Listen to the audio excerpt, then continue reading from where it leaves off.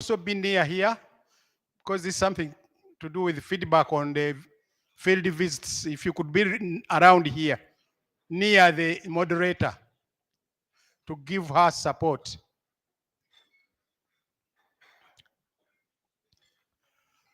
Okay. Yeah. So this is the lady who is going to moderate. She's an expert in two important things. She's an expert in security. That's one. She's an expert in health security. Those are two. That's where she's an expert. I thank you and I hand over to you. Thank you. Obugalo. She's from the office of the president. Thank you very much, Dr. Makumbi. Good morning, ladies and gentlemen, all protocol observed. Thank you for being very patient with us this whole week. We know it's been a long week, but we're begging for your attention so that we go through this extremely vital stage of the joint external evaluation. So without further ado, would like to invite to call to order members who are still having tea to summarize, but also the members who went to the field visits to be on standby. I'm going to just mention them so that you organize yourselves. We have the team that went to the Entebbe International Airport. We have a team that went to the laboratories. We have the food safety team that went to the Uganda National Bureau of Standards. We have a team under zoonotic diseases that went to Bombo. And then we have a team that went to Health Center for Wakiso. So kindly get ready so that we save time, but also hear from you and what you found. So yeah, I would like the head of to come and cover. Thank you.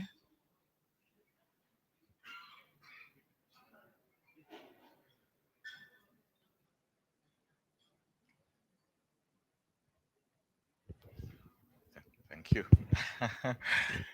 Yeah, Dr. Makumbi, we feel sufficiently constrained with the knowledge that the moderator comes from an office that we all envy. When I grow up, I wouldn't mind moving quite close to that office. So, moderator, if you allow, I don't know if we can just twist it a bit so that from our side, since we had a multiple number of places where we visited, if every time that an SME stands up to provide a summary, they could do it as a group, as in for all the areas that that group visited, so that when we call group one, they will in 5 minutes provide a summary of their feedback from all the areas that they visited. So it will end up like group one will end up giving a summary that will cover a visit to the border with, well, on a light note, we went far. So far away that I thought, I kept checking just to be sure that I'm not in South Sudan yet. But yeah, so that group will summarize the visit to the two places. And then group two will equally summarize a visit to the two FIOCs. And if they went anywhere else like that. So if we could do it by group, then we shall end up still, you know, they don't have to keep going and coming back. And so with your gracious permission, then I would invite Tabitha for the team that went up north, please. I don't know if you would want to, okay.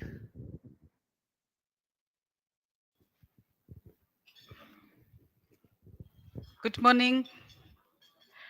Good morning. I was among the team that went to the abattoir, and together with me was Dr. Shikanga and the country team members, There were quite a number led by Dr. Mwaguzi. So we visited 2 places. One of them was a slaughterhouse or an abattoir for red meat. This is for cattle, for sheep, goats, in Bombo. It was in Bombo. This was mostly an export. The moderator has a request to you. Yeah. Sorry to interrupt. Is it possible for the team to come in front and support their leader? Yeah, yeah. Please come, all of you. The team who are with me. Do we go up then? No, just here.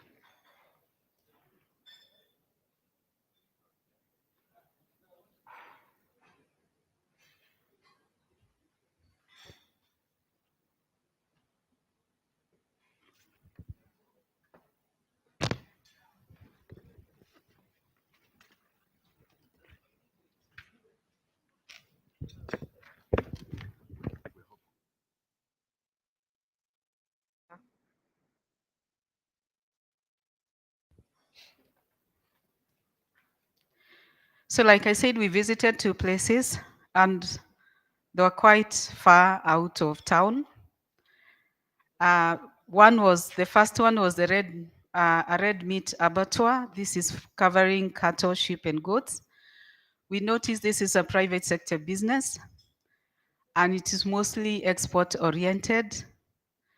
And as we know, most of our export facilities have significantly higher biosecurity, hygiene, and good IPC standards. So we were able to see that we were able to view their practices. Generally, in this facility, the practices are good, and we did notice some gaps. So the key gaps, some of the good practices that we noticed in this place is relatively good biosecurity, hygienic practices, and they did collect data that could contribute to indicator-based surveillance for food safety. Occasionally swabbing, taking them to government laboratories, submitting ante-mortem and post-mortem reports. So this, we make a recommendation that can be used by the MAIF team to contribute to indicator-based surveillance. We did identify some gaps, and some of these gaps that touch on good biosecurity practices, such that they didn't have a dip for the cars, so that wherever you come from, you are able to pass through disinfectant for the car wheels. They also didn't have footbaths for the people coming in as visitors. So we noticed that, of course, there were flow. We also noted some flow processes where there's a bit of mix-up of activities or people moving from dirty areas to clean areas of the abattoir, because the process is that the flow should be from clean areas to dirty areas and not the other way around in terms of when people are moving. And then there should be a clear distinction between dirty and clean areas. There was also an issue with compliance with PPE, personal protective clothing. Particularly, the food handlers did not have their masks all the time. They could be having masks, but sometimes they were just dropping them. A few of them, there wasn't 100% compliance with medical certification for the food handlers in this facility.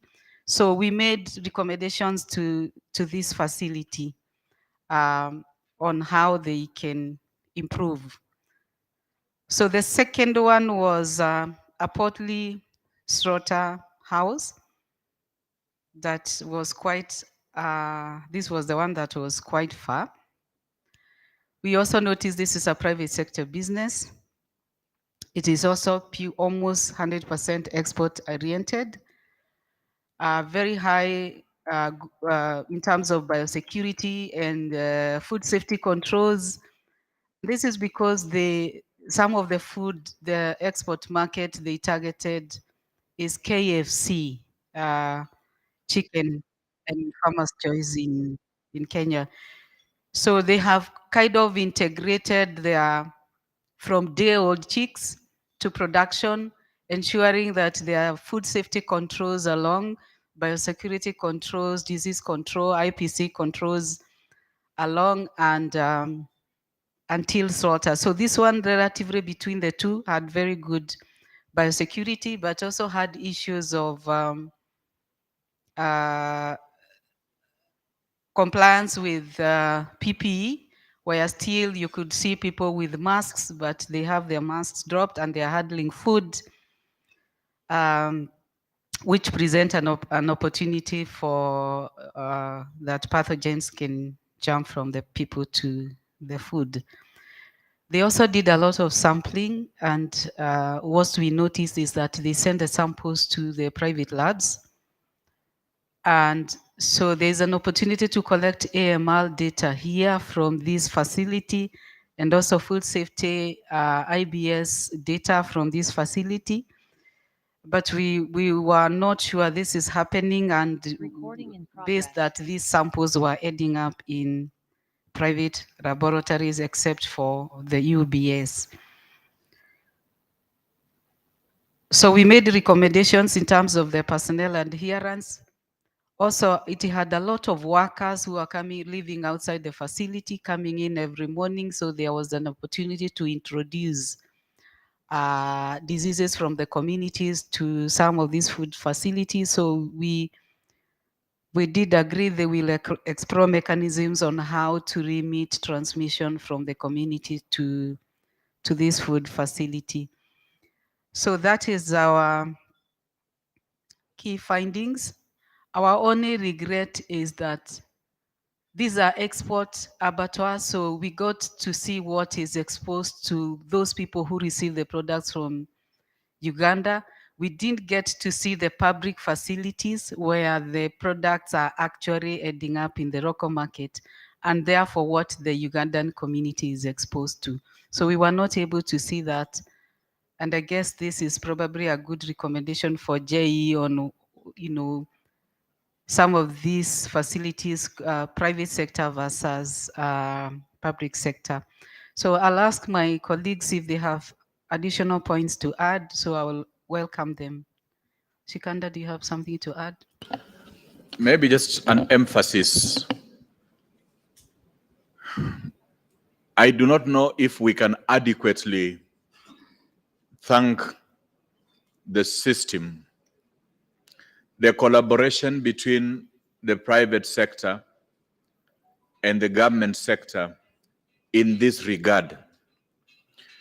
We really appreciate the enabling environment that has ensured that these two private facilities are in place, adequately working, giving employment to our people. Like, there can be no adequate definition for health without financial security. Employment to our people and maintaining high standards in the direction of food safety. And so that must really be lauded on the side of government. The support that government entities are providing, we went with our colleague here, and also, was it Titus? Titus from MIFE, who seemed known very well. And at times we can tell how we are collaborating from just seeing the language between those entities and ourselves. And Titus and our colleague, Dr. Muanguzi, seemed very well known in those entities from the support that they are providing those entities, which is a good thing. For instance, in the first facility, which we must be honest, is struggling a bit in some areas of food safety, as my colleague may have quite carefully pointed out.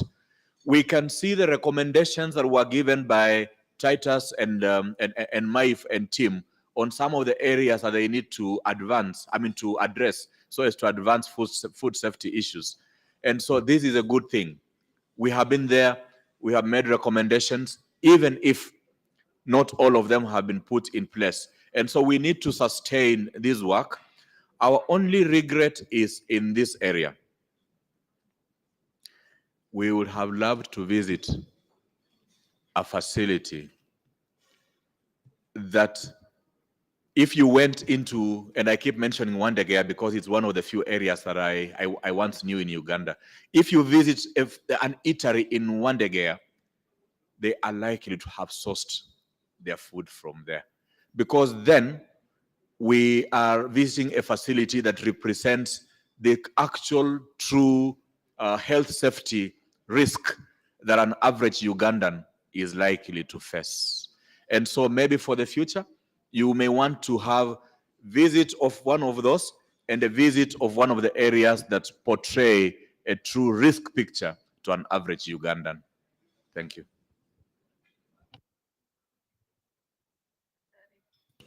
Thank you very much. I think much of the recommendations have already been mentioned, but I remember at the Egypt-Uganda Food Security Company, at the point of inspection, one of the questions that the colleagues were raising, do you have a checklist? If somebody came and said you have inspected the meat, what have you inspected?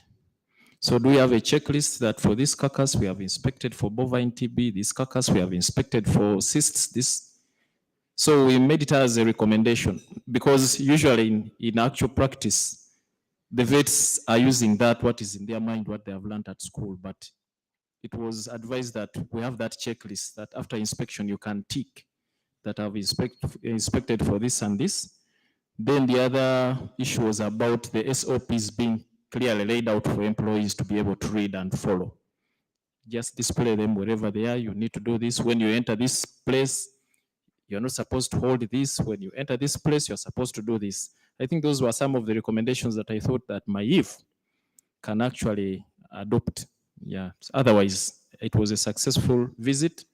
And as my colleagues have said, it was a long journey, but I want to assure you that that one is short. Would have actually taken you to Nakaseke, which is slightly longer than this. Thank you very much. So thank you very much, colleagues. That ends our presentation.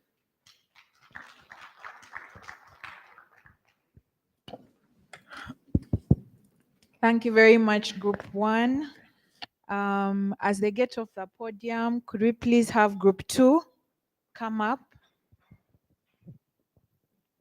The entire team, Group 2.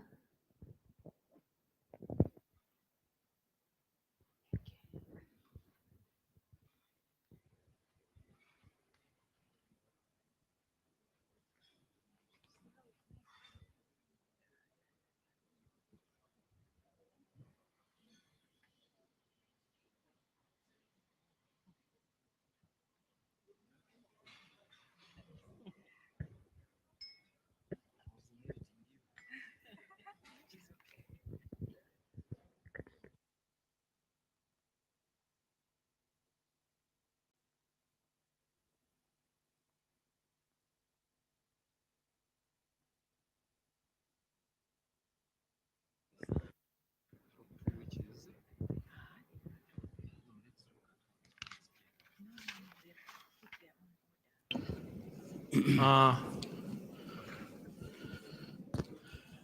I start?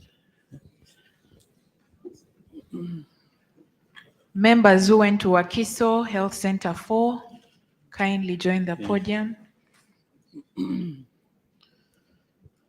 Okay, thank you very much, Chair. And good morning, everyone. So we are Group 2. Yeah, I think you can see the high-powered delegation sitting in front of you. And I'm going to be very brief because all I can say is, yes, we visited the district, which is Wakiso. So we started at the district offices, and then we went to the health center, which is level 4. Then when we came back to Kampala, we went to the national FIOC, And then we also visited the Public Health Institute where they do the field epidemiology training, which is next to that. And then we went to Kampala Metropolitan EOC. Then the day was gone, and then we couldn't go to the isolation facility. So just to summarize, I can just say we went, we saw, we were convinced that a lot is happening in Uganda as far as strengthening national health security is concerned. So whatever we saw, it actually gave us some lessons to learn. It did not contribute to any revision of the scores. So according to the team, the scores that are there, on the areas that we actually observed, we maintain as they are, and it's actually congratulations. There are a lot of good practices that we actually learned, which I'm going to highlight here. So in terms of the coordination and governance and the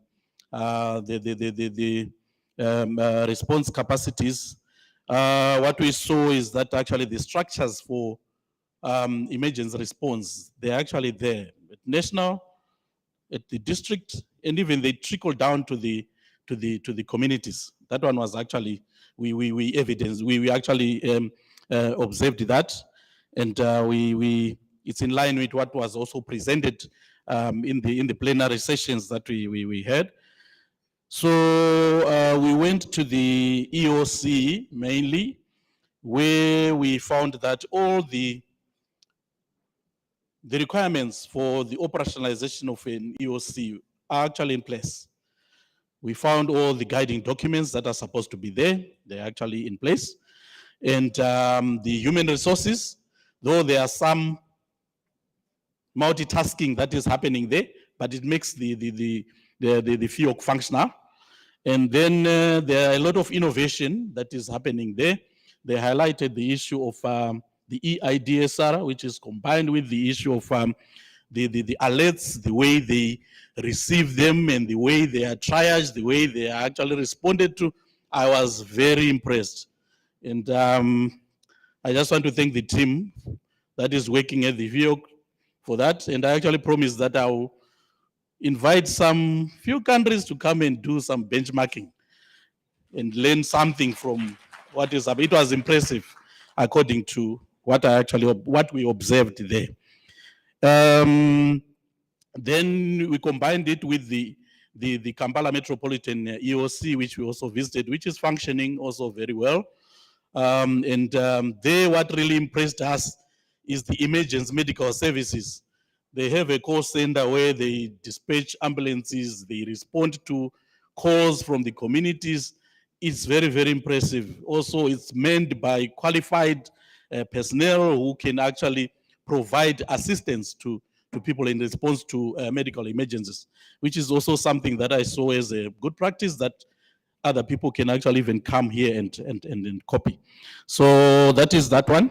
Then on service delivery, yes, at the facility, when we went there, it's actually a well-structured facility with all the departments working properly. So we went to the outpatients.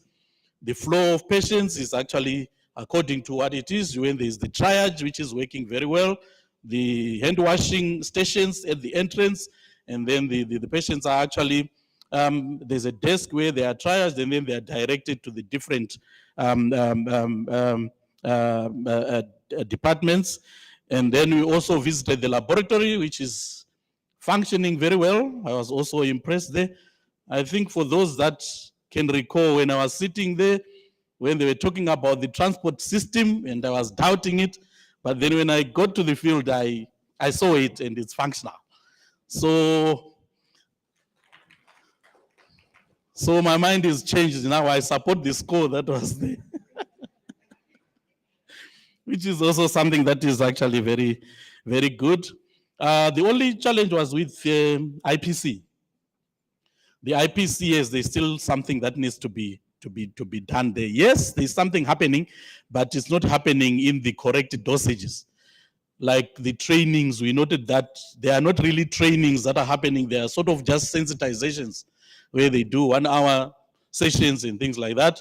So the recommendation was to try to improve in terms of the coordination of what is happening in the IPC arena, and also in terms of getting maybe IPC focal persons that to look at what is happening. But I think this is also in line with the scores. I think the scores, according to our discussions here, they're also a bit low in terms of IPC. So something needs to be done there. We went to the farmers where we're looking at the supply chain, which is very good, very few stockouts. There were some delays in terms of deliveries of essential medicines, but then there were deliveries that were done. And when we went there were no any stockouts. So there's just a little bit of things that needs to be done, especially in terms of the last mile, to make sure that the commodities reach the lower level facilities. But otherwise, it's also very good. Then in terms of HR, the HR is there with the skills. And with this one, we were impressed with the program that is ongoing for the field epidemiology training. So it's actually happening. When we were there, they were in session, they were actually training a cohort that they were training, which is something that is also very good. Then in terms of community, I was also worried that because communities are at the center of any outbreak that take place. And yes, communities are actually involved according to what we got from the district where we went and as we interacted. So these are actually very good things that are happening. But otherwise, then the few gaps that needs to be focused on mainly is the issue of operationalizing this concept of One Health. We talk about it, but we need to really operationalize it, especially at the lower levels, so that these components of One Health, they actually work together in the coordination mechanisms, in the response and everything. So that's one area that we need to be actually focused on. One Health, this multi-sectoral, this whole of government, whole of community, we talk about all those needs to be actually worked on. And also another thing that we realized when we went to the metropolitan Kampala, the director there told us that the health sector in here, there's a heavy presence of the private sector. They say they've got about 2,000 or so health facilities and only about 9 or so are public. The rest are actually private. But then the public, those few ones, they cover the majority of the people. So there's a need to involve that huge private sector so that we work together actually in the response and emergence sectors. That's actually working together. Then the issue of resources, we don't need to emphasize that more. We need more resources even at lower levels, and we need to come up with innovative ways of actually resource mobilization, even actually for domestic resources and sustainable resources. Then the other thing is the focus on the IPC so that we improve on that, because that's one area that is actually lagging behind. But the others that we actually observed are actually fine. Then there's a bit on immunization where there were a bit of challenges in terms of data management and data capturing at the district and facility level, which actually we put some recommendations that will be actually worked on in terms of improving that. So Tim, any additions? Okay, I had wanted to say something about immunization, but you've just captured it. But then I think what we saw, like for human resource, we saw just like it was presented, it was actually what was the picture that we saw. We do know that there's this new structure that has been developed.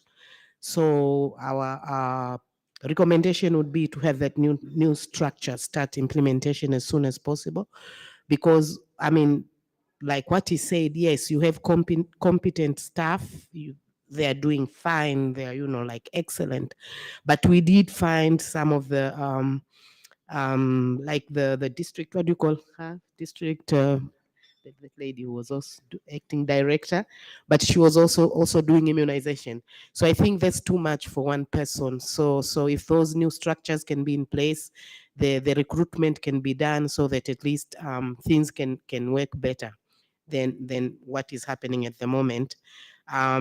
He talked about the data, and I think the main issues with the data were because Wakiso, we are told it's a district, and it actually surrounds Kampala. So they're saying there are those issues that maybe that some of their clients get vaccinated in Kampala, and therefore that's why they're having a low coverage. So these are some of the issues according to the recommendation. I think there's a recommendation which is talking about individual data that can be taken into consideration.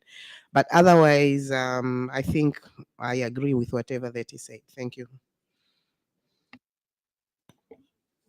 I think the team lead summed it all up very well. Maybe just to re-echo what he mentioned about the services we saw at the Kampala Metropolitan, the emergency medical services, where they have an efficient transport system, which I think is quite commendable and needs to be sustained.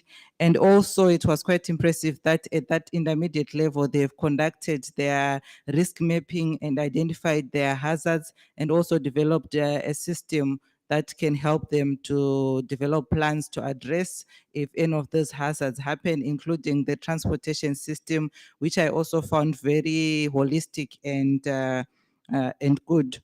Then from there on IPC, just to re-echo what he said, really there's a huge opportunity, because I think in all the places we went, there was a emphasis on the presence of implementing partners who are supporting. And I think it can be a very good opportunity if we strengthen the leadership and governance of IPC at the national level, so that they support the coordination and effective implementation in the facilities with the support of the implementing partners that are there, and also commitment from the government to support this. I think those are the key issues that I wanted to highlight. Thank you. Okay, thank you very much. Thank you, colleagues.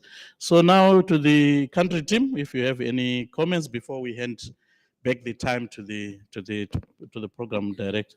Yeah, thank you so much, team leader. I just want to add two things. One, the issue of infrastructure, that the OPD was overcrowded, that when you go there, the patient don't see where to go very clearly.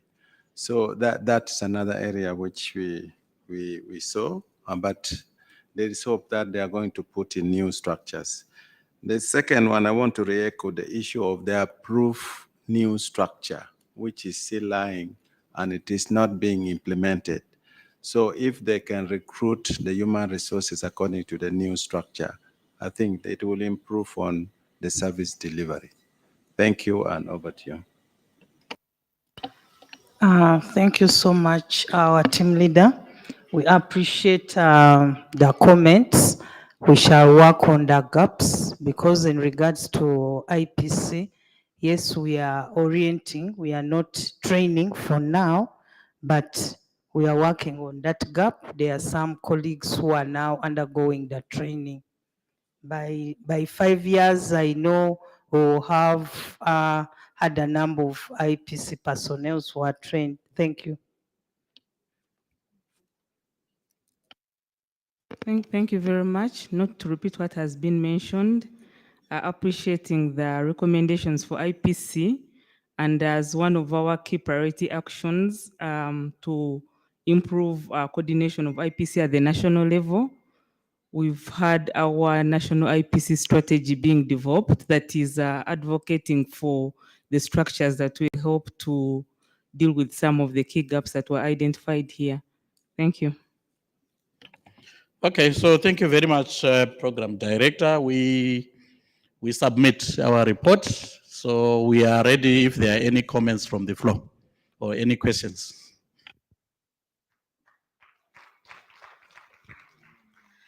Thank you very much, Team 2, Group 2. Another round of applause for Group 2 as they leave the stage. We're calling upon Group 3 to come. The team that went to Entebbe International Airport. and Entebbe Hospital, both external and internal. Please come to the stage.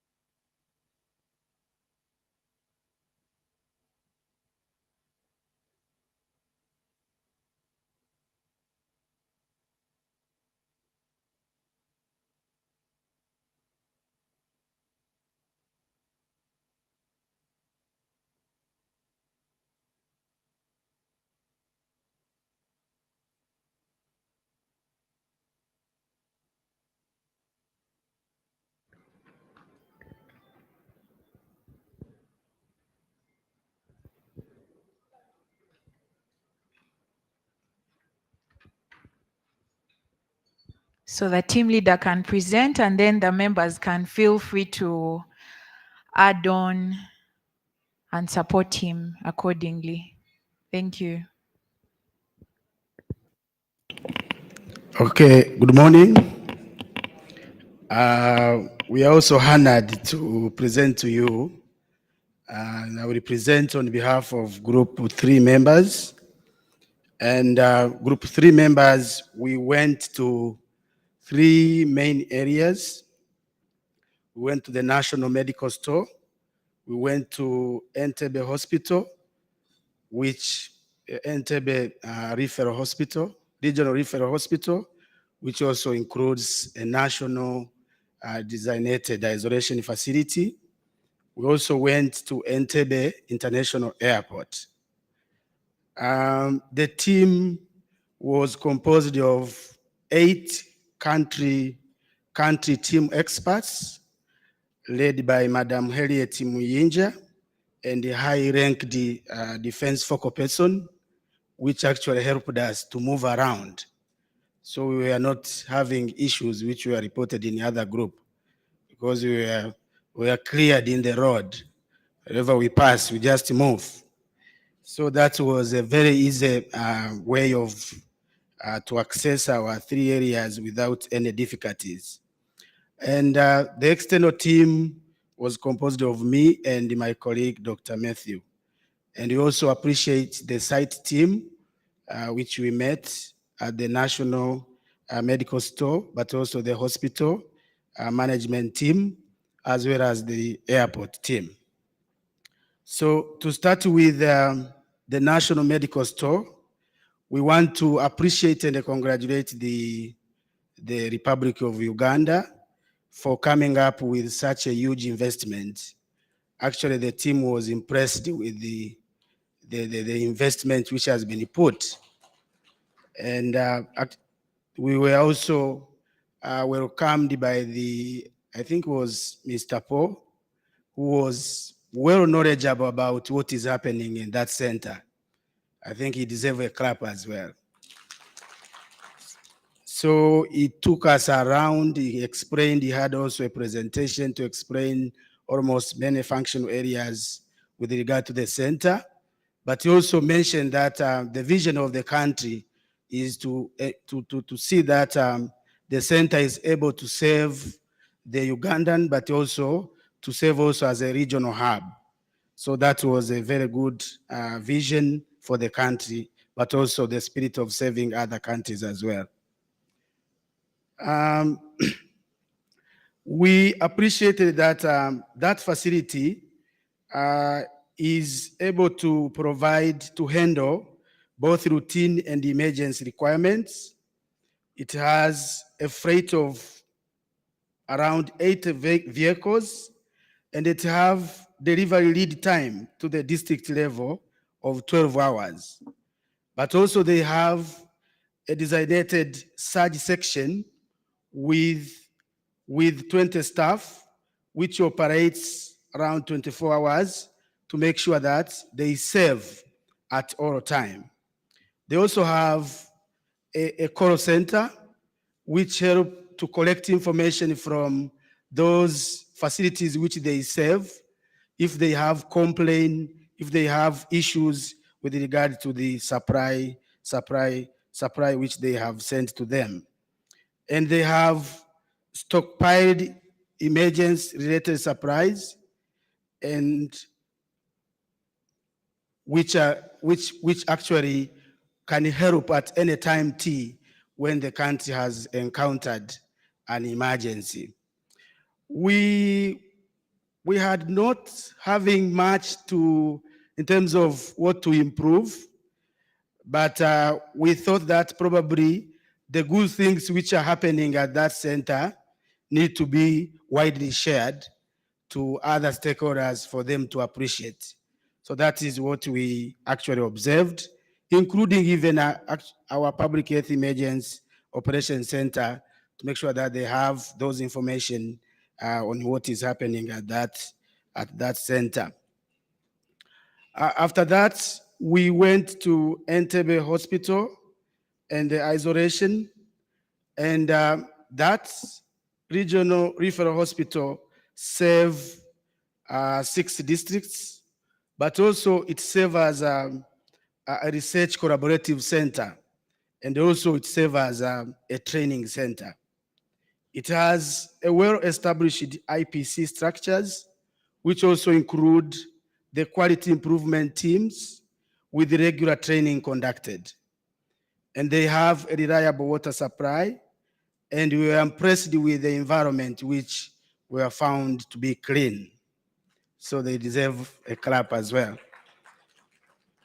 And they have a surveillance and IPC focal persons, and they have, actually they mentioned to us that they have enough emergency stock, which even if over and beyond what they require.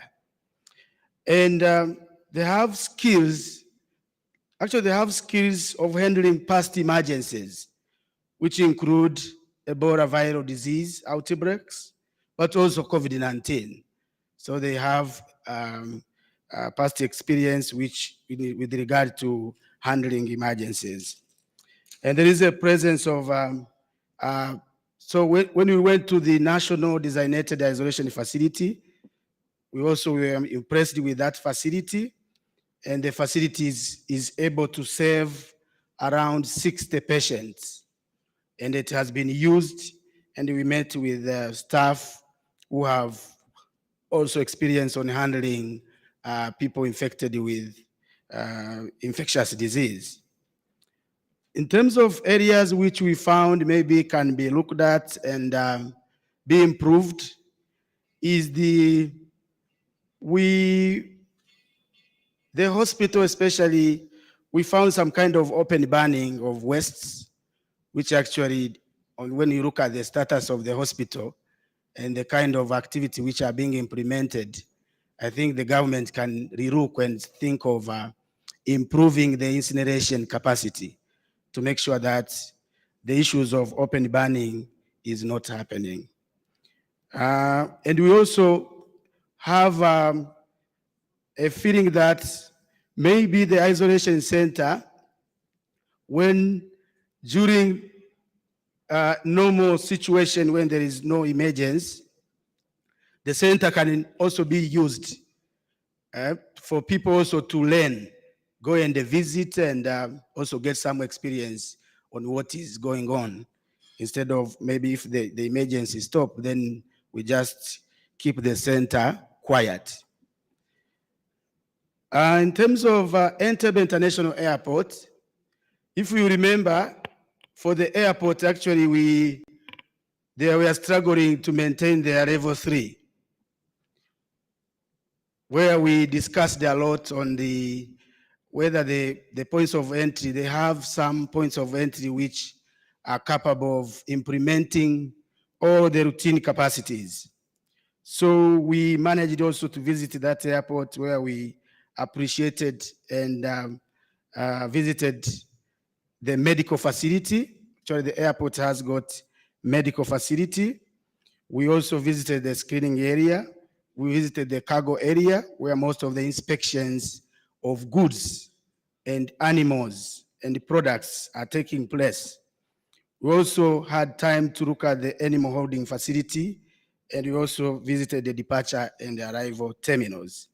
So in terms of strength, we were impressed by the presence of medical staff, whereby they have 20 medical staff and they have 5 public health officers.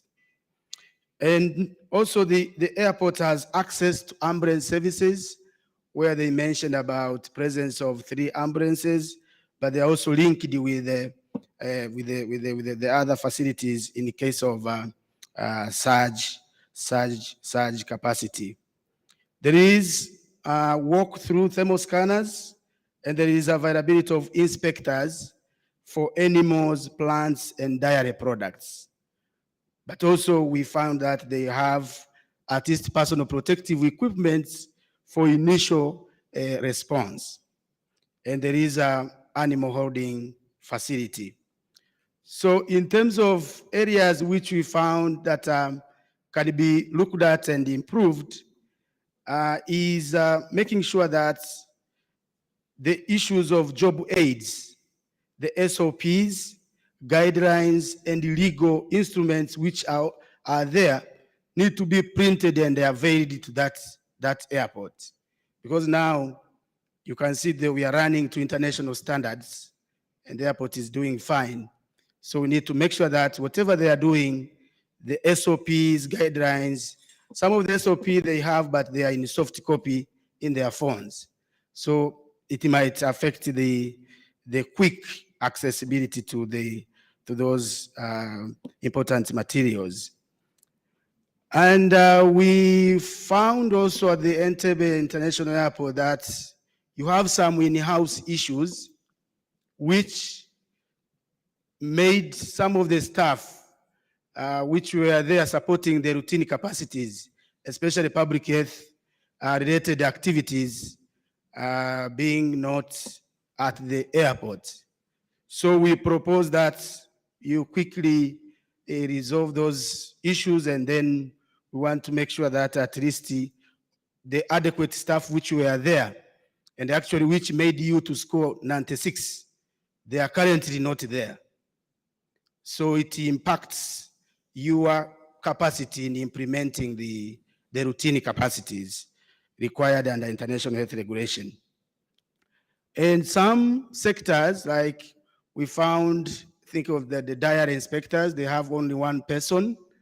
And so you might also think of looking at the shortage of human resource. And finally, we thought that in the spirit of infection prevention and control, you might also think of having a screening booth, because I think port health officers, they just stand and face the travelers, as opposed to when you look at the immigration officers, where they have special booth which help them to also protect them in terms of infection prevention and control. So in a nutshell, that's what we were able to cover. But I do invite my colleague to also add and complement what I have shared. Thank you. Yeah, thank you very much, Dr. Kakul. And I think you summarized very well what we have found on the ground based on the areas that we visited. So I just want to consolidate what my colleague has mentioned, and also add my voice to thank all the team members who made this stride yesterday. So the few things that I just want to add and supplement, at the national medical stores, we know logistic is a cross-cutting issue that can also impact other technical area, the health, the service provisions, the continuity of the essential services provisions, and other aspects. If we don't have a strong logistic mechanism, it will be very difficult. And we have realized in some areas also the issue of stocked out has been reported. But from what we have seen yesterday, it seemed like we have capacity that just need to be put in place.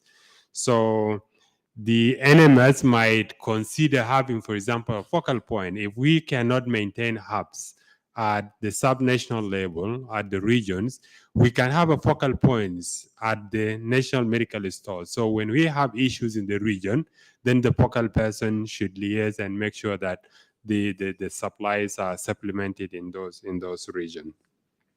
The second thing that I also want to iterate is the isolation facility in Entebbe. And you know, centers, when they are not utilized, sometimes they can be out of shape. And is a very good center, not only for Uganda, but even for the region.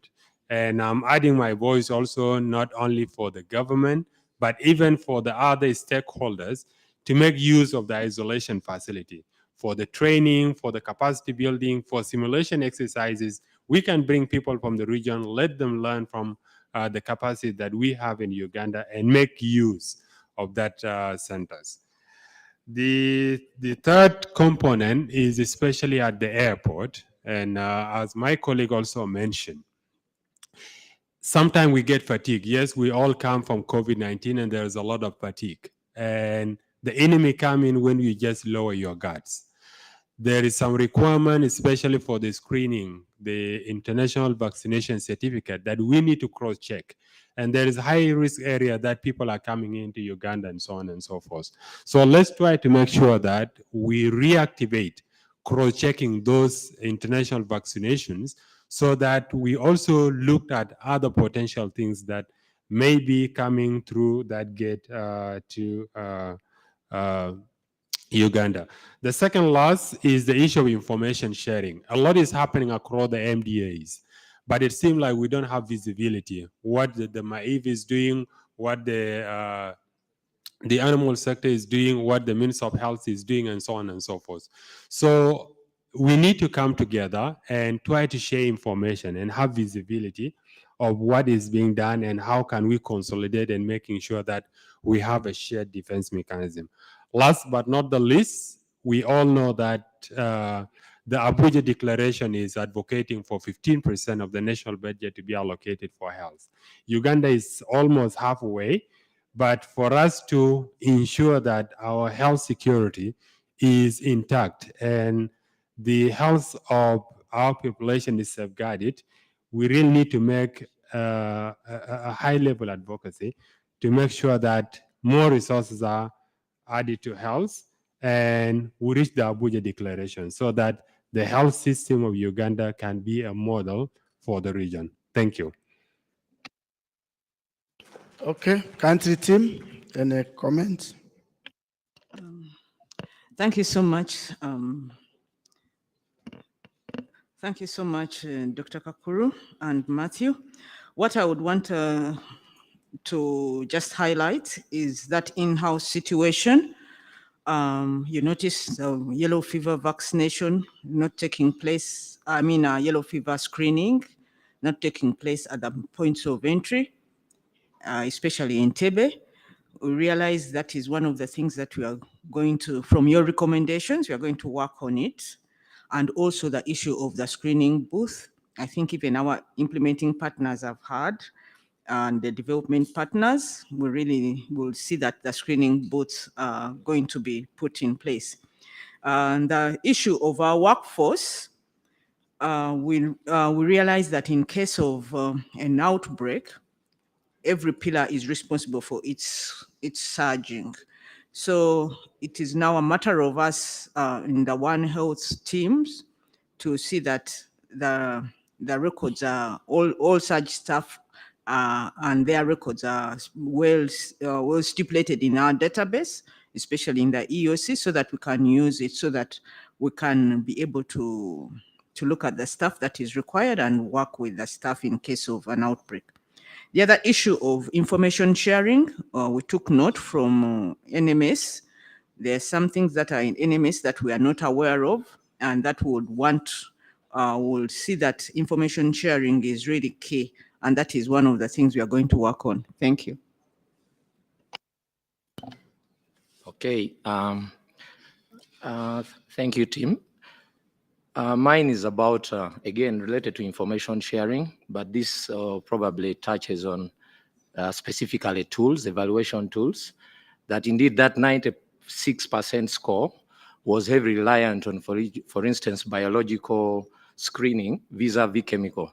So if WHO never shares with us the right tools, we probably won't be assessing ourselves correctly. And that said, we were requesting for the new tool that's available for us to actually start implementing, so that when we're doing our evaluations, we're actually evaluating ourselves correctly. Again, related to information sharing, on the field visits, we actually noted this is something to do with the issue of surge specifically, surge capacities, that in all the facilities we went to, they actually have processes for surging staff. And my colleague, I think from the EOC, I may have the opportunity to speak, then related to exactly the fact that they actually maintain a database. But because they never shared that information with the workforce persons or focal points, we miss the opportunity to score ourselves correctly. Thank you.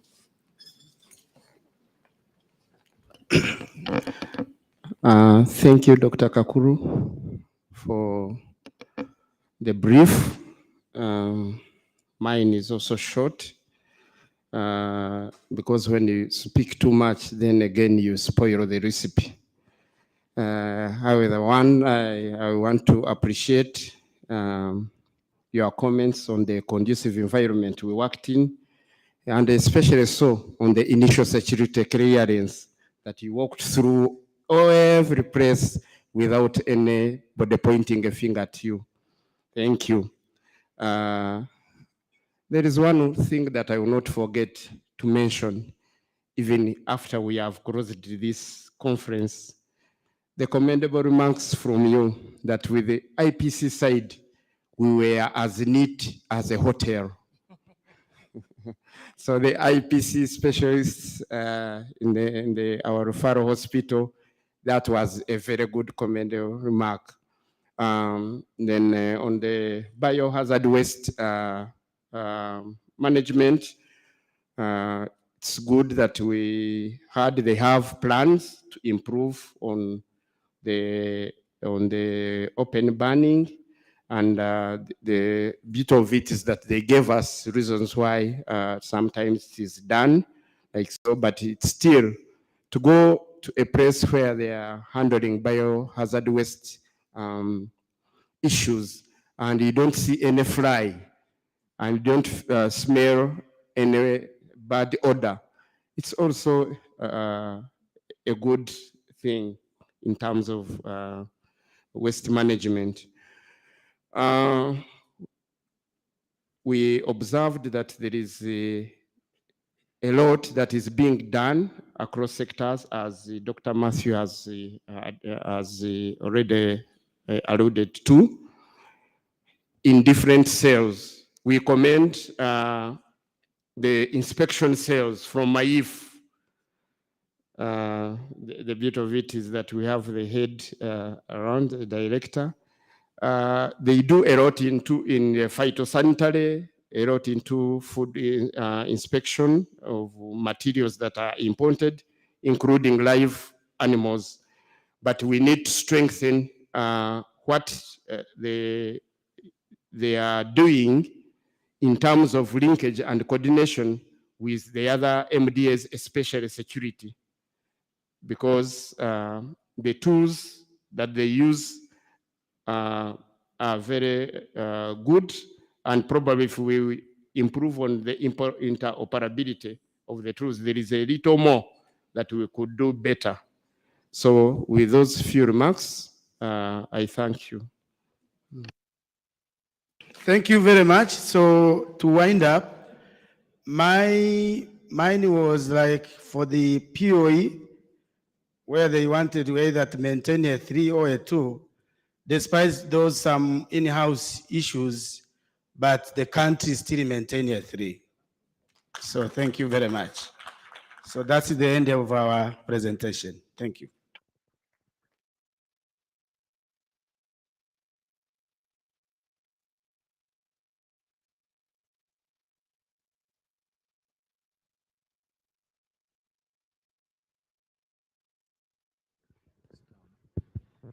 Thank you very much, Group 3, for those findings and recommendations.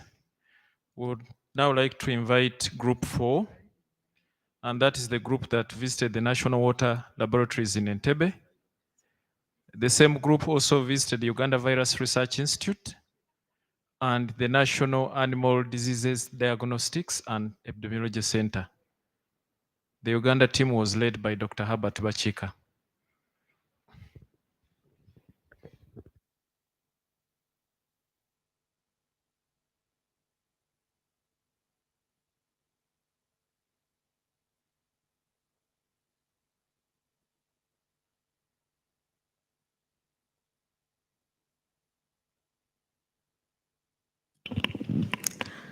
Good morning, everyone. I'll just go straight to the point. This team visited the 3 regional labs for the One Health sector, UVRI, the NADEC lab, and the National Water Reference Lab. Many of our findings were actually concurrent with some of the discussions that we had on Monday, some of it on Tuesday as well, discussing the lab technical areas, biosafety, AMR, and some of IPC as well. The labs are functioning as they said they are. So everything we met in the labs was as it should be. Evidently from the visit, UVRI is supporting the animal health labs and a little bit better than what we found in the animal and the environmental sector. So there's obviously some work that still needs to be done in bringing the animal and the environmental sector up. But interestingly, the fact that there is integration in the utilization of capacities. So whatever capacities are not available in both the animal and environment sectors, they are able, the capacities in the human health sector is open and available for them to utilize, which is probably one of the best practices that we're taking away from Uganda on how we are utilizing intersectoral capacities. Many of the major areas where, probably want to speak on some of the areas that need improvement. There was a lot of conversation around the gaps in HR in many of the labs that we visited. It was a recurring challenge. The fact that human resources is inadequate to man many of the labs. We had conversations in some of the institutes where both at national and subnational level, conversations around some labs with only one expert, one technician, one person manning the labs. Once the person leaves, there's usually a gap in continuity of services. And sometimes that gap is protracted for long periods before the facilities are able to replace those capacities. So it might be one of the areas that, Uganda needs to work a little bit better on. I know conversations over the last couple of days have revealed that there's some sort of ban on recruitment. But considering that, how do we work around that really? Because we really can't have disruption in services for protracted periods in our laboratories. So how do we work around the current system to ensure that we have a way of continuing, whether one person leaves or not, but services in the labs are continuing. Another area where we also noticed, and we've had some of those discussions during the biosafety and biosecurity, is around infrastructure in the laboratories. Many of our labs function at biosafety level 2. Some of them have adaptations for biosafety level 3 work, but there is some work that needs to be done around improving biosafety and biosecurity practices in our laboratories in the area of infrastructure and waste management, especially in the area of liquid waste. Those things also came up during the course of the conversation. We're just reiterated again during the visits. In the area of AMR, many of the things that we also saw in the labs were as discussed during the visits, but also again, just to reiterate that multi-sectoral approach and bringing everybody to the table, especially in the environmental sector. There's some work going on in some of the labs and some of the sectors, but that integration of the information and the data flow is not as structured as it should be. So working to also develop the AMR program and ensure that that communication flow between all the sectors and the AMR data is appropriately captured across the sectors and the tiers. Finally, I just, general comments. It would have been great. The 3 labs that we visited are the National Reference Laboratories, which is basically the top tier. So more or less, we would see most of the best practices and the good things. maybe for subsequent visits, it would have been nice to see one lower level lab, maybe at the regional or the district level. We had some conversations around the work, how the test menu operates, how the transportation system operates, but it would have been nice to see that in practice, how that works. So maybe for future visits, it might be good to incorporate at least one subnational level laboratory in the visits. I think that's it for me, but once again, thank you to the Uganda team. This does not contribute to any of the revisions of the scores. The scores remain as they are for both laboratory biosafety and I think the AMR technical groups, technical areas. So thank you.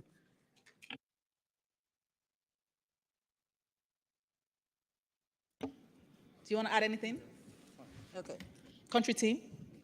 Okay, I'll go first then, Justin.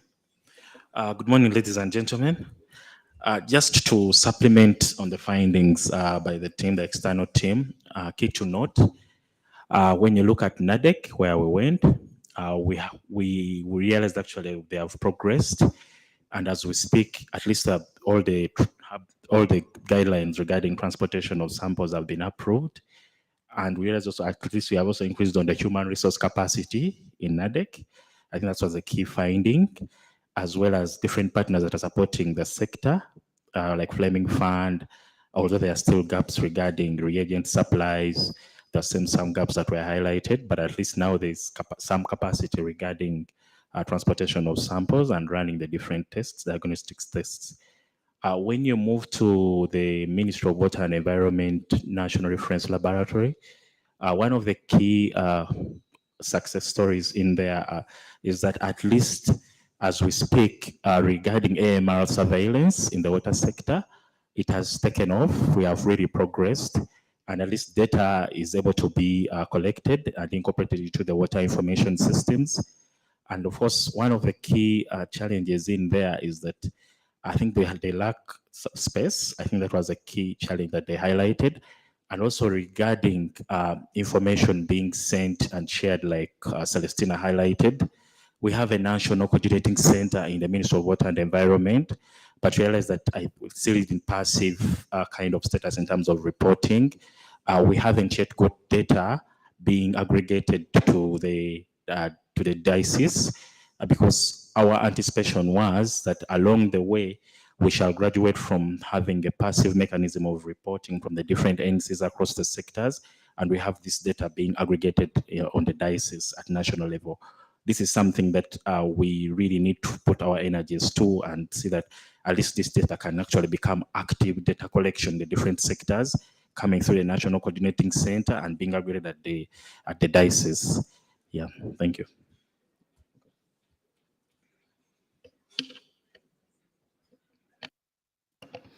Thank you so much, the external team.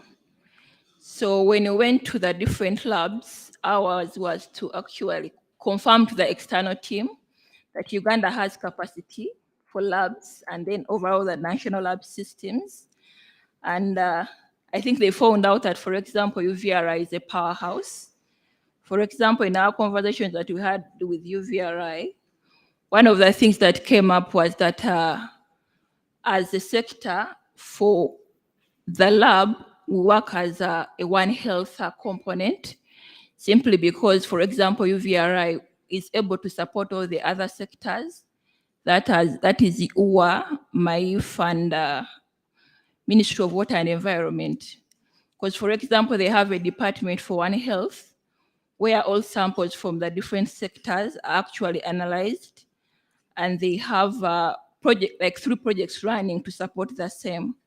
So it was a confirmation that even when we may not be able to test for some diseases in different sectors, UVRI is available to support, and actually it was active and evident in our discussions. And actually the same conversation was repeated when we went to NADEC, because they surely confirmed, for example, currently we cannot do sequencing in NADEC.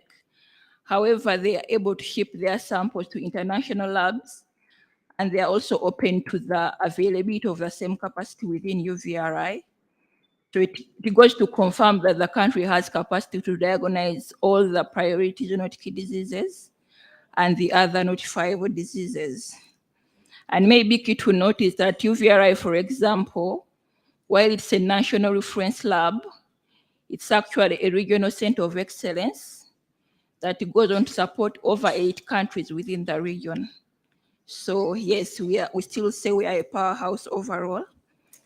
And then there are things in regards to challenges that were mentioned by the external team. We are cognizant of those challenges. And if you look at our priority areas, I think one of the things that we mentioned was that we need to develop interoperable data sharing systems. Those should be able to support sharing of data for AMR, and then the other data that is developed within the lab. And then the issue of the HR, I think that came out vividly within NADEC, but at least we are proud to say that we've progressed. Where we are is not where we were maybe 5 years ago, because they boasted about the fact that districts, for example, are recruiting more lab staff as opposed to how it was before. So I'm sure after 5 years, things will be different. Yes, then waste management, that still came out at NADEC, but they were cognizant of the same. And they are able to, they have, I think, external service providers to manage their liquid waste. Thank you so much. Yeah, it's fine. I think we can wrap that up. Thank you, Justin, and thank you to the team. Okay, I think that's it from us. Thank you very, very much. A round of applause.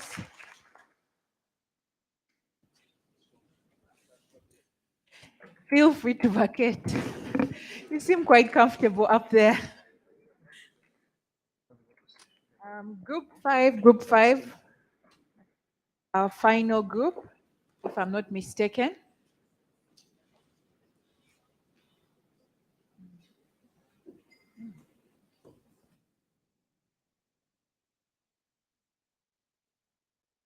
Colleagues, we needed to seek clarification. We had a group working on the Public Health Emergency Operations Center, KMA, but then we had a conversation about KMA in one of the groups that have presented. So does the group that was in charge of FIOC have anything to present beyond what has already been shared? Milton, are you around? You already presented? Okay, that's very good. Members from the national team, the internal team, can you please join your comrades? Yes, and you also had a team from WHO.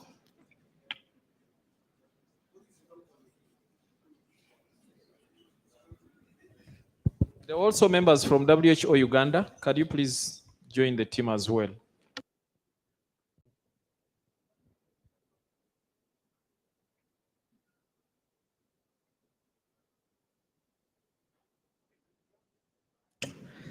So good morning, everyone. I'm going to present on the team. We visited 2 sites, the National Public Health Labs and also the Uganda National Bureau of Standards. So we started with the National Public Health Labs, where we went through all the various sections of the lab. We were impressed by the high standards that have been kept in that lab. In CREST, we were impressed because of the quality management systems, in that most of the processes have been ISO certified. Unfortunately, none by the Ugandan authorities, but they have external authorities, especially from South Africa and also from Kenya. And so we are hoping that a Ugandan National Certification Agency will come up and begin the certification process. But it is good that most of the processes have been certified. We visited the TB lab and saw good capacity there in terms of training, in terms of equipment, and we saw capacity that can be used in case there is an emergency and there's need to increase the lab diagnostic capacity. I think the capacity we saw in the TB lab can be used for other processes, which was good for the country. So they have many gene experts at the national level and also at the regional level, and this can be used in case there is need to escalate diagnostic services. One of the most impressive things was the robust calibration center, which is able to calibrate most of the equipments that are used within the lab system, ranging from thermometers to fridges, the balancing the equipments, and this was really good. So they have systems for calibration, for time, for mass, for temperature, volume, and speed, and this was quite impressive. They also have a very good central power room with very good servers, and the capacity we were told is about 10 terabytes, which is quite good. And this can be used also to house data from the other One Health activities if there's need to do that. The biorepository system was also impressive. They have a large capacity, which is actually unutilized to date. But in the biorepository, they have about 1.5 million samples, which are mainly from patients who have given their consent for their samples to be stored. We had a discussion on the protection of personal information, and we were assured that this has been covered up and all the samples have been digitized and given a reference number. And so whoever uses the materials, either for research or for other purposes, will not be able to access the patient's data. We then went to the National Microbiology Lab. We were happy to note that they have high technology. They're able to do PCR, that they are able to do sequencing. They are not able to do beyond the sequencing, but this was also impressive. One of the shortfalls we saw is that they have automation, but some of the equipments appeared to be out of order. So we saw one Bactec machine, but the Phoenix and the Vitek appeared not to be working. And this was evidenced by the long turnaround time of samples that have been produced. And for samples that are from patients, the turnaround time is 4 days, which is reasonable when they are doing bench culture and sensitivity. And the turnaround time for samples that are from the referral labs is 3 days. So I think this is something they need to strengthen, especially by making sure that the Vitex and the Bactex are working, which will reduce the turnaround time to about 48 hours. There was good evidence that there is disposal of both liquid and solid waste. Then we visited the Uganda Bureau of Standards, the National Bureau of Standards. We were impressed by the high technology that has been put in place. All the equipments are new, they are state of art, and they are able, we visited the chemical lab and the microbiology lab, and we saw evidence that they are able to detect hazards in foods, both for human and also for animals. They are able to test other gadgets like face masks and sanitizers, and they appear to be of a very high standard. To report, that's the only lab, the microbiology lab, where we got some kind of personal protective equipment. They were protecting themselves, so they protected our shoes by giving us shoe covers. But in all the other labs we visited, we were not offered any personal protective equipment, though we visited all the labs. And so probably this is something that needs to be strengthened. We didn't visit the engineering labs. We thought this was beyond our scope, but both the chemical and the microbiology lab were actually impressive. So from what we went through, we thought that for the national lab, we'll keep the scores as they were. We have no evidence to change, either to de-escalate or to escalate the scores. And also for the other, for AMR, we also want to maintain the scores. We were thinking of de-escalating because the equipments are not working, but we agreed to maintain the scores and give the team a chance to be able to do the operations. One of the weaknesses in the Bureau of Standards is that most of the equipments have been donated, and that includes the reagents. And we are worried that if the donor who is supporting the lab withdraws, then the whole lab will just collapse. So there is need to put in place a sustainability process to ensure that it's not overly reliant on a donor, and that the Uganda team is able to run the lab without support from outside. So that's my presentation. We maintain all the schools, but I invite my colleagues to give their inputs. Thank you very much. Very brief one. As it has been said, I would like also once again say that we were very much impressed by the detect capacity of IHR we have seen into areas, lab health services, and also lab food safety in the area of particularly dry food, water and milk, cosmetics, animal food, and also others. So hence, I would like just to mention two things. How is that the country sustain its existing capacity? Remember the issue of consumable and also reagents associated with this state-of-the-art diagnostic equipment. And the second one I want to say is better also to improve the engagement of many stakeholders, particularly in the area of not passive, active surveillance, and also these outbreak investigations based on the One Health approach. Thank you.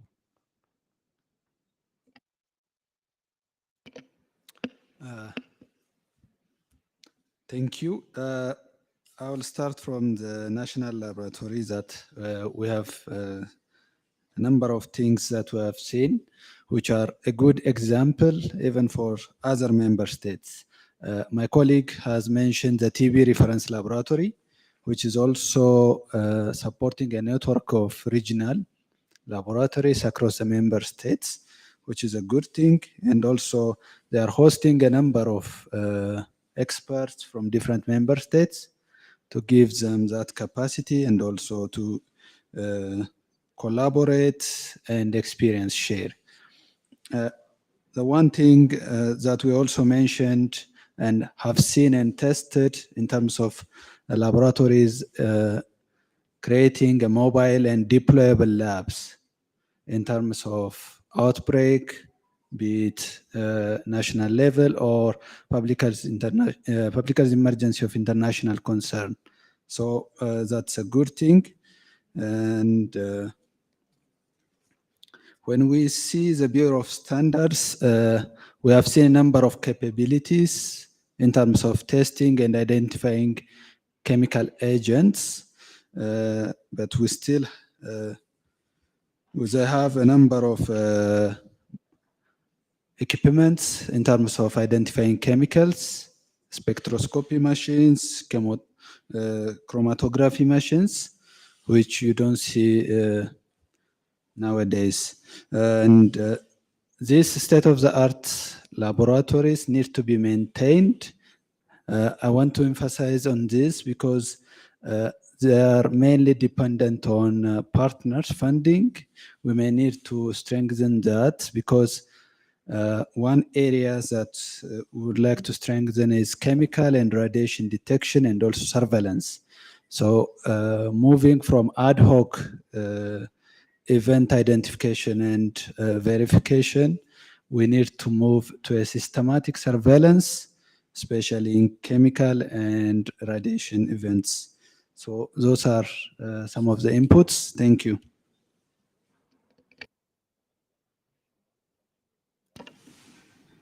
Thank you very much. I'll just add on to what the previous speakers have said.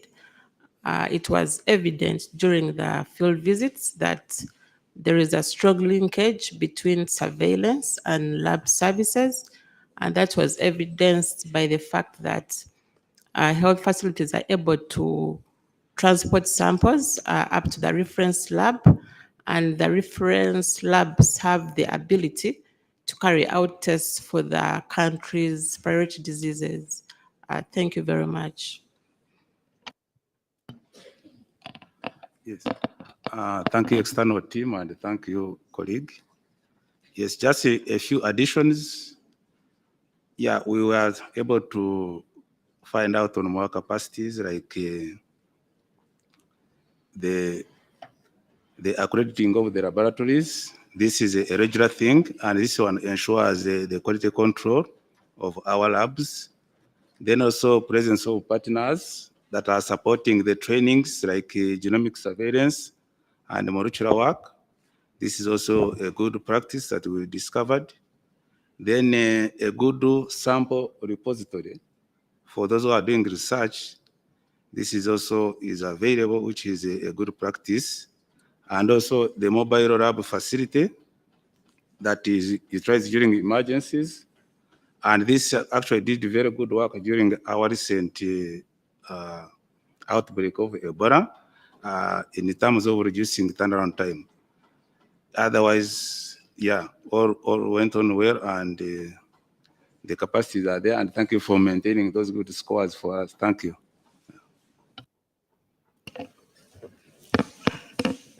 Thank you very much, the external team. I think that's what we observed when we went to the field. And we had done also this before, this exercise.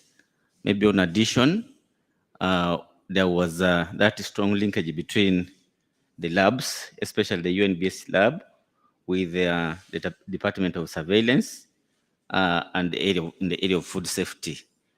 And this lab, the two, were being used as centers of excellence for even training other technical workers in the region from international community. We saw that in the UNBS. And also one other thing maybe was the treatment of liquid and solid waste, where we observed that this is the best center, I think, in the region. And I think other countries come to benchmark in one of our facilities, especially at the National Health Laboratories. I think that is it. Thank you very much for the scores. All right, thank you very much. I think we have permission to sit down. Thank you very, very much. Group 5.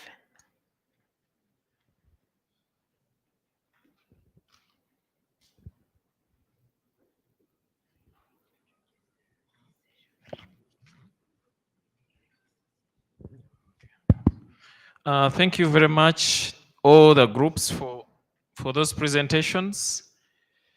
Now we want to get into another session that will take us probably between 40 minutes and 1 hour. You realize that at the end of the whole exercise of the JEE, the external team is supposed to give us a feedback, or sometimes they use different languages. Do they call it a debrief or something like that?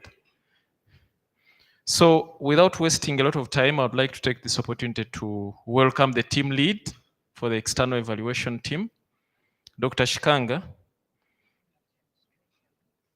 Dr. Shikanga, to come and present on behalf of the entire group. But before that, I think we've been seated for so long. May I suggest that we just stand up and stretch a bit such that we re-energize for this session, because it is very important. Thank you very much.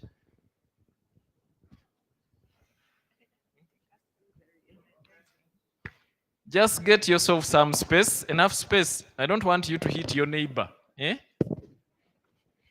You know, one time I was in a hotel and they served us meat, but that meat was very hard.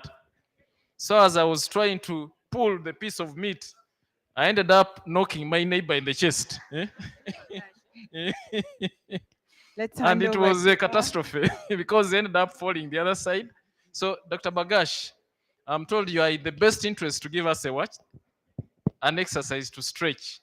So I welcome you. You have terrorized me. All right. You've got enough space around you.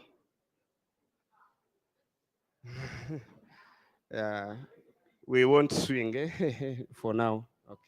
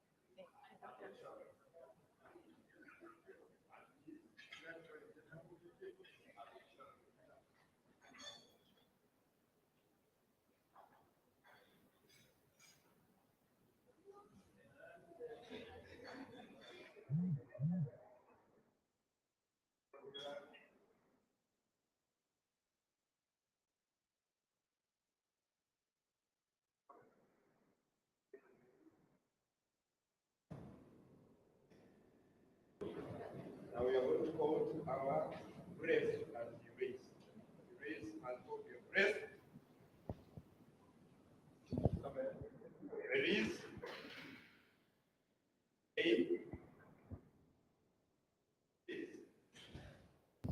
Relax. We are going to do another stretch.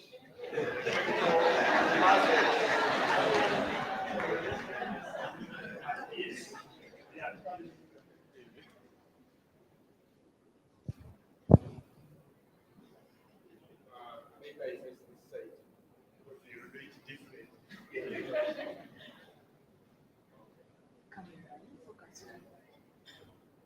You're right.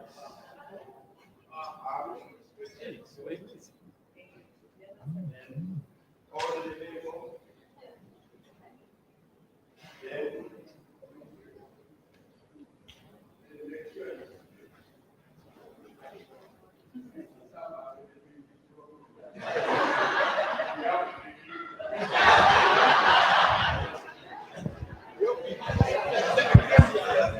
So stretch your arms.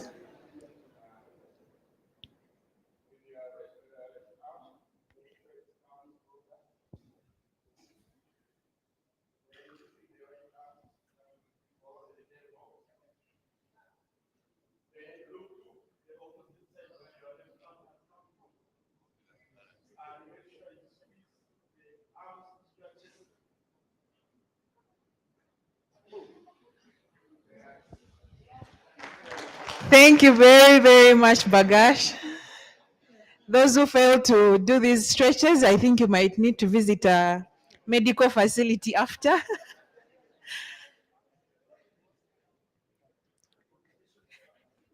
Dr. Shikango, the floor is yours. All right.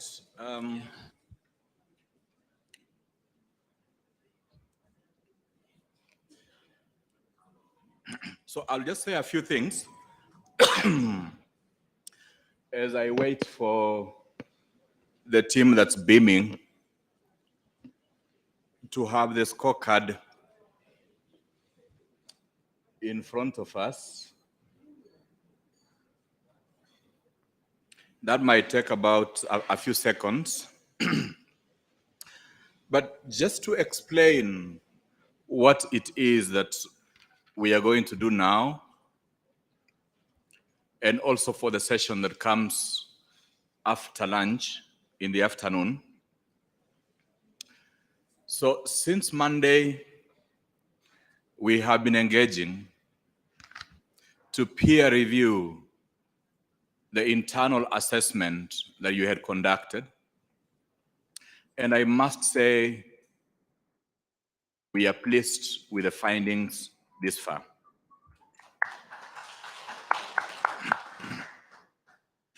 Now, when we still have an opportunity as technical colleagues, we would want to just quickly debrief you, run through our findings, which will mainly be the scores by technical area, and then after that, the 3 to 5 priority actions per technical area that we are convinced, if diligently implemented, are going to take you to the next level in your country's health security.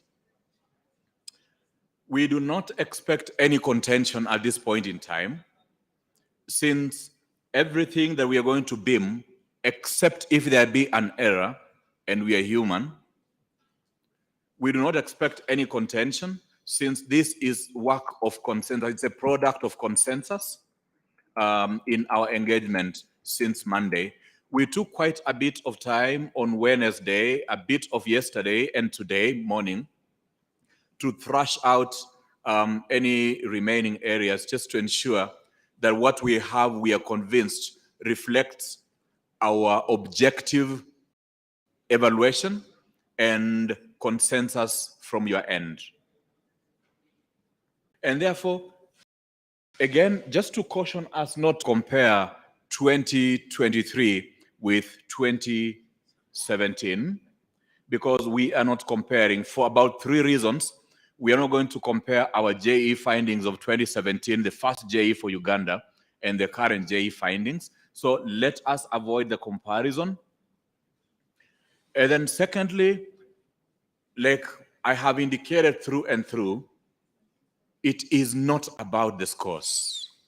It is rather about teasing out what interventions are required to bring up, to step up our capacities to implement the international health regulations, but most importantly, protect Ugandans and let Uganda also protect the rest of the world from events that may start from the country or transit through the country. And so this is just a summary of where we stand in terms of the attribute levels from level 1 up to level 5 in respect to, on the y-axis, in respect to the indicator, number of indicators.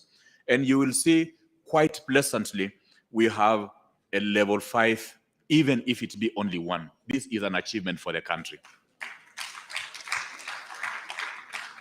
And then you will notice that the bulk of the levels that we have are at level 4 and level 3. This means that a lot has been happening over time, and we need to be proud about it as a country. Now, if we move over to the second page, and I will request the IT team to also participate, and the best way for you to flow along with us is for you to participate. I hope it is readable from your end. No. Is there, since it's a Word document, is there anything that can be done? IT team, are you able to change back from black background to white?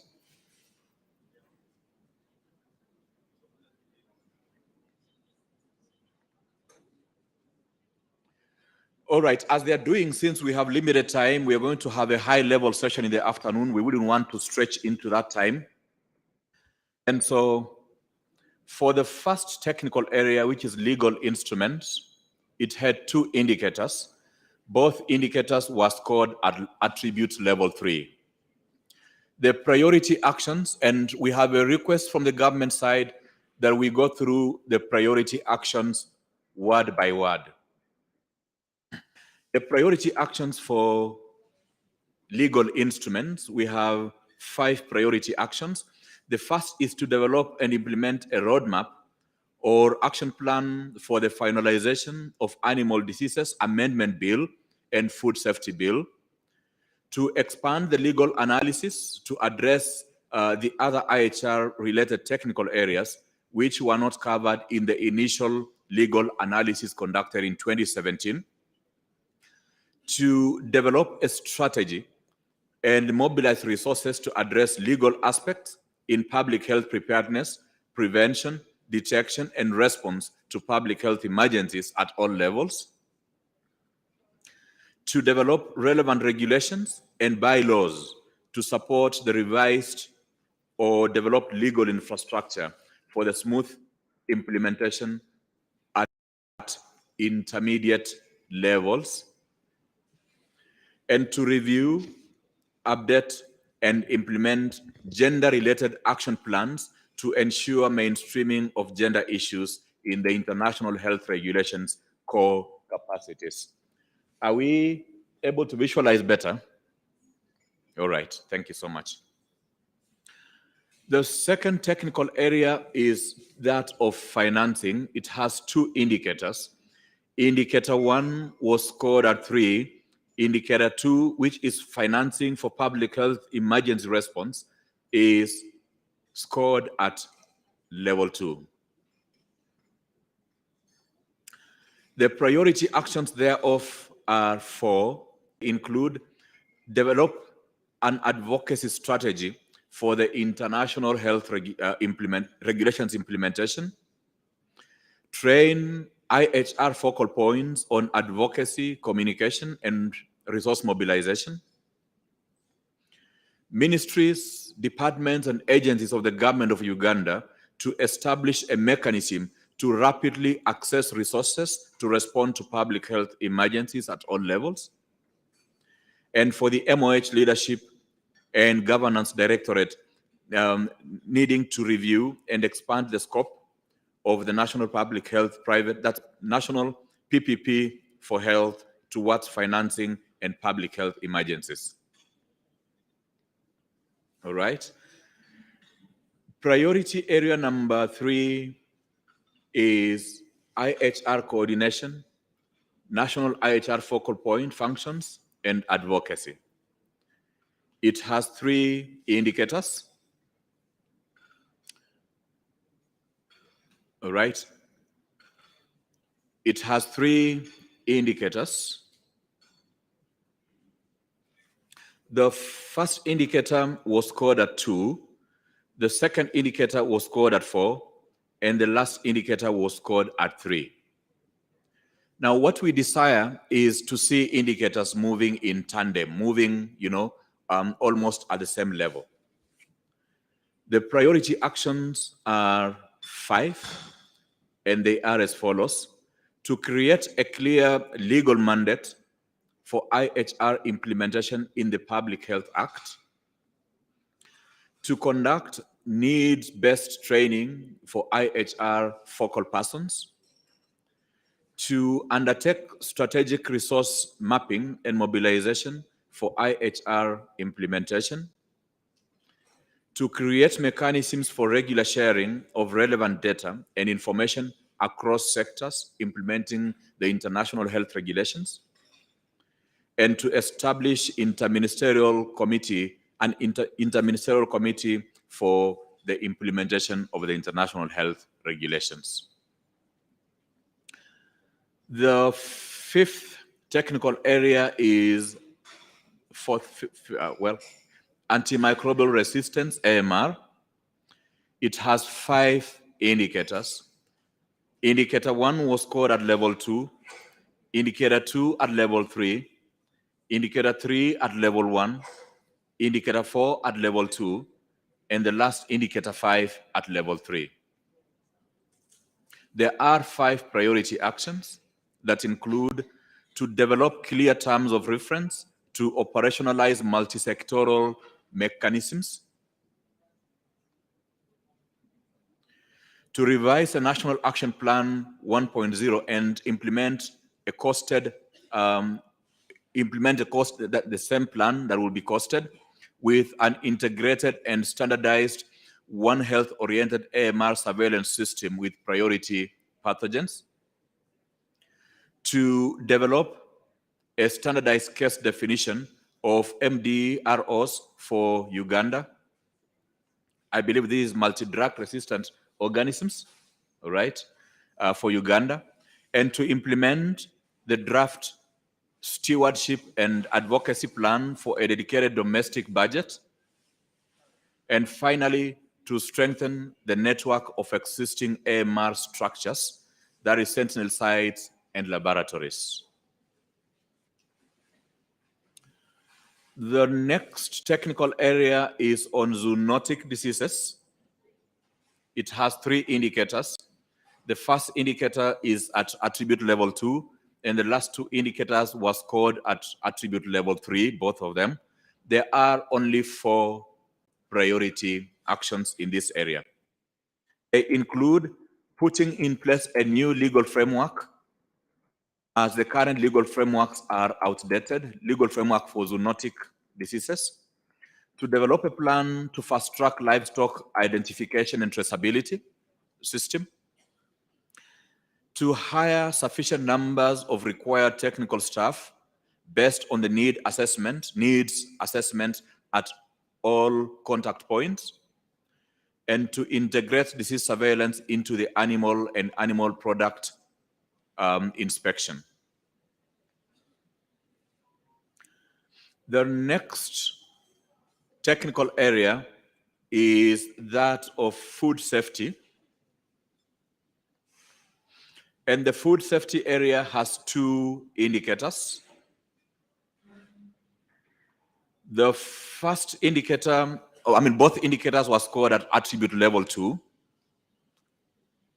with 4 priority actions. The first priority action is to develop a food safety emergency response operational plan to operationalize the multi-hazard plan, to develop an integrated food safety surveillance framework with a list of prioritized foodborne diseases or pathogens and hazards, a functional indicator-based surveillance, IBS, and events-based surveillance, EBS system for all priority pathogens in all sectors, with appropriate data sharing and collaboration mechanisms across the sectors.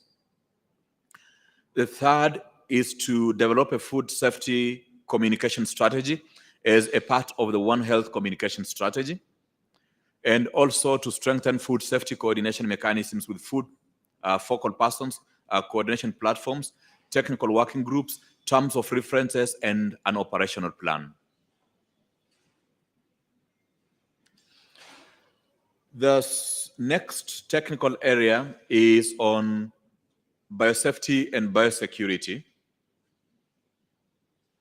It has two indicators. Both indicators were scored at attribute level 2. There are 4 prioritized actions. The first being fast-tracking the review and the passage of the legal framework for biosafety and biosecurity. To work with relevant MDS, ministries, departments, and whatever it is, agencies, to conduct pre-service training needs assessment and develop and implement a pre-service training curriculum for inclusion in higher institutions of learning for all laboratory-based courses. To update the national high consequence pathogen inventory to include other sectors outside of human health, to include a mechanism for action monitoring and maintenance of this inventory. Also begin the process of consolidating these high consequence agents in a few select facilities. The last action is to revise the National Biosafety Manual to incorporate a One Health approach and cover incidents and emergency response program in facilities housing high consequence pathogens. The next technical area, which is the last one in prevent, is on immunization. It has 3 indicators. The first indicator scored at level 3, second indicator at level 4, last indicator scored at level 5. And this is the only level 5 indicator that we have as a country, I believe. Yes, so let's be proud of immunization. They contribute to a 3, they contribute to a 4, they contribute to a 5.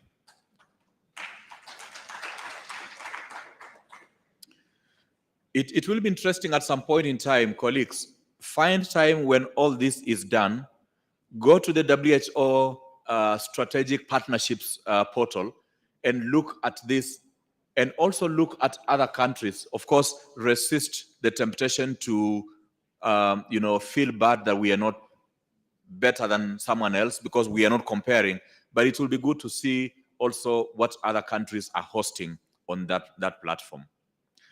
The priority actions are only 3. The first is to introduce individual data capture to ease follow-up for complete vaccination and verification of the vaccination status. Second is to accelerate scaling up of investment in the vaccine last mile delivery model and other innovative ways of improving delivery systems to health facilities. And lastly, to integrate and streamline vaccination against rabies in humans and post-exposure prophylaxis in health supply chain at designated health facilities and planning. And I quite well resonate with this because I remember a time when every dog bite was receiving a vaccine, some of which were not quite warranted. We drift off to the detect area. It has, I believe, 3 technical areas. The first being national laboratory systems. It has 4 indicators.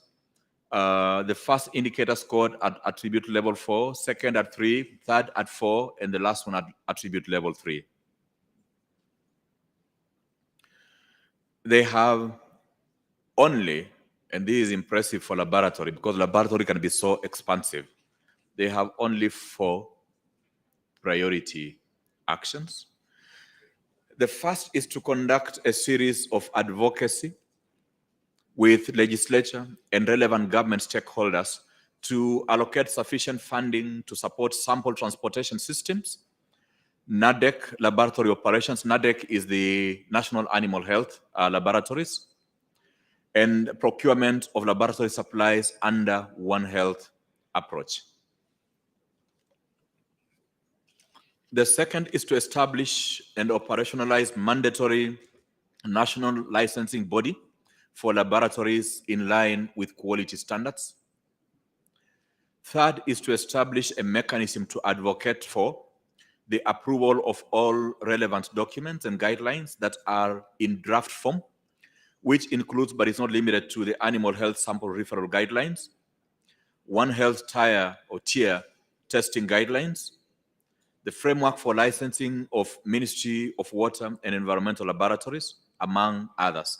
And again, to government colleagues, especially so colleagues at director and commissioner level, and not just in Uganda, but this is what we experience a lot of times in most of our countries where we are working. We have quite a number of documents that we have put in our midnight oil to develop, and quite a number of them remain at draft form or finalized, yet not quite approved or given the tick by government for use or for domestication. We will really urge for your continuing support to ensure these documents are finalized, and that once they are finalized, that they can receive the approval of government for them to be put in use. It makes a huge difference. The last priority action is to develop an interoperable and real-time national system or platform for data sharing and reporting across the different sectors. The next technical area is that of surveillance. Surveillance has 3 indicators. First indicator scored at level 4. I actually look forward to Uganda scoring 4 and above in surveillance, but it is what it is, like we say. So first indicator is at attribute level 4. Second indicator is at attribute level 3. And the last indicator is at level 2. Thank you for the humility, colleagues from surveillance. We actually struggled to push these indicators up from where you had initially scored them. You have identified 5 priority actions. The first being to develop and implement data sharing framework with interoperable data sharing platforms across MDS, implementing the One Health approach and other relevant stakeholders. To roll out a countrywide multi-sectoral rapid response teams training and maintain the database at all levels. To functionalize the data analysis, interpretation, and utilization at subnational levels across the different sectors. Establish an emergency funding mechanism through IMPREST system that can be accessible within 24 to 48 hours to facilitate the verification, investigation, and response to events with public health consequences across the country. And lastly, to develop a comprehensive monitoring and evaluation framework for surveillance of all hazards across the country. The last technical area under detect is that of human resources. It has 4 indicators. The first indicator is scored at attribute level 2, second at 3, the third indicator at level 4, and the last indicator at attribute level 1. They have identified 4 priority actions, which include the need to restructure and fast-track implementation of the... All right, I think there's a typo there, so that will have to be corrected. Colleagues in this area, you may want to... Well, there's a typo there. It's not flowing to me, so we need to have that relooked at. The second is to develop a surge plan, policy, and database for recruitment and deployment of health workers during public health emergencies. This should feed into the newly restructured human resources for One Health. The third is a National Council of Higher Education to ensure relevant components of the IHR 2005 are integrated in a revised curriculum for pre-service in institutions for training human resources in the different sectors implementing One Health. And lastly, to expand opportunities to develop legal workforce for One Health implementation. For IHR implementation. We move over to, so we are done with 11 technical areas. We move over to the next area, which is respond. The first technical area is health emergencies management. It has 6 indicators. The first indicator is scored at attribute level 3. Indicator 2, 3, 4 are scored at level 4. And the last 2 indicators are scored at attribute level 3.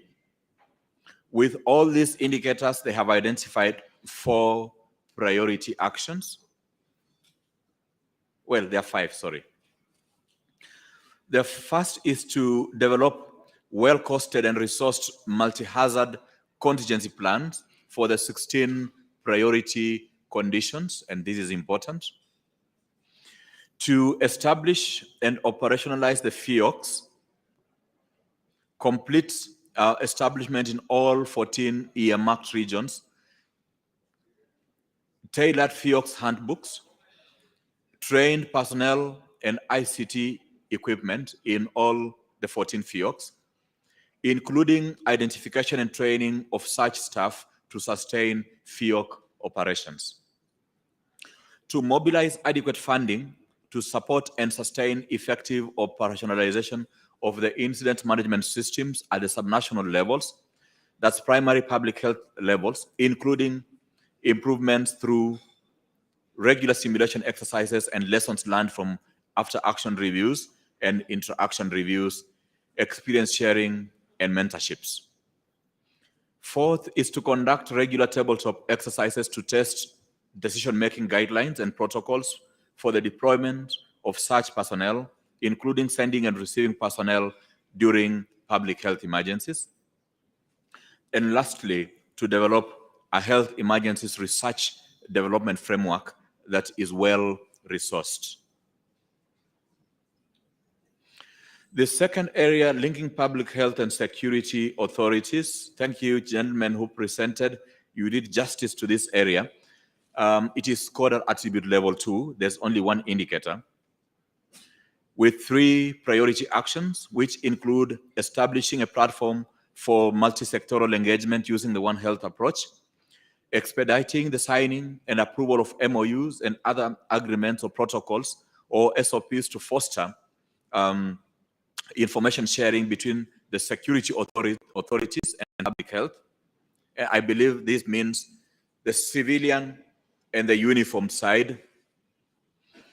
And also lastly, to develop and adopt a national multi-sectoral security public health emergencies response plan for joint investigation of public health events.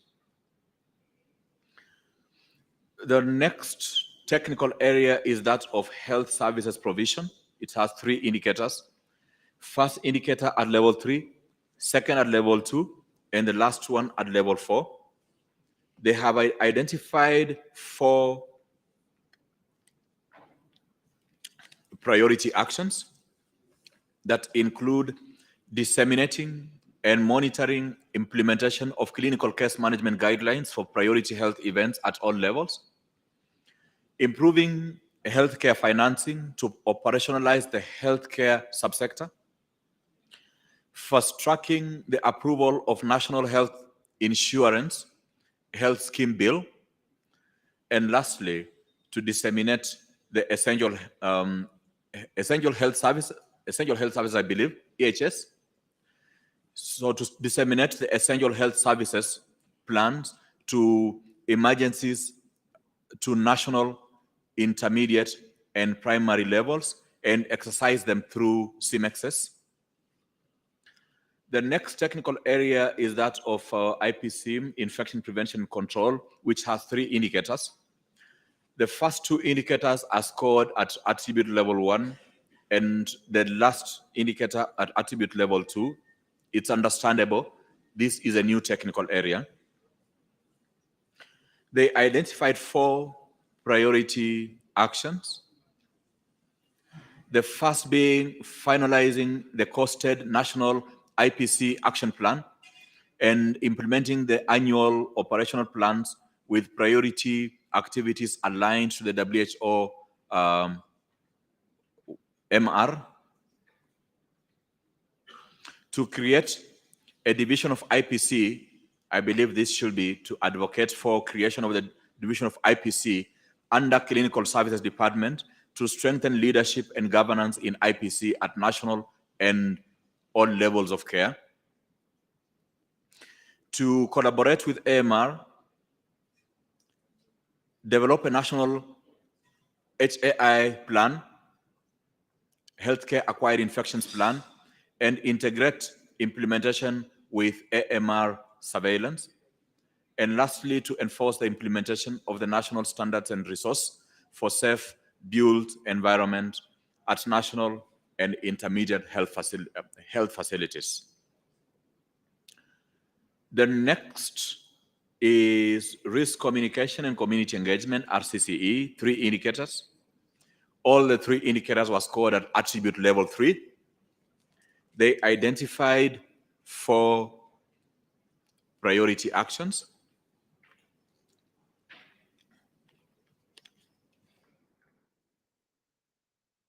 The first priority action is on using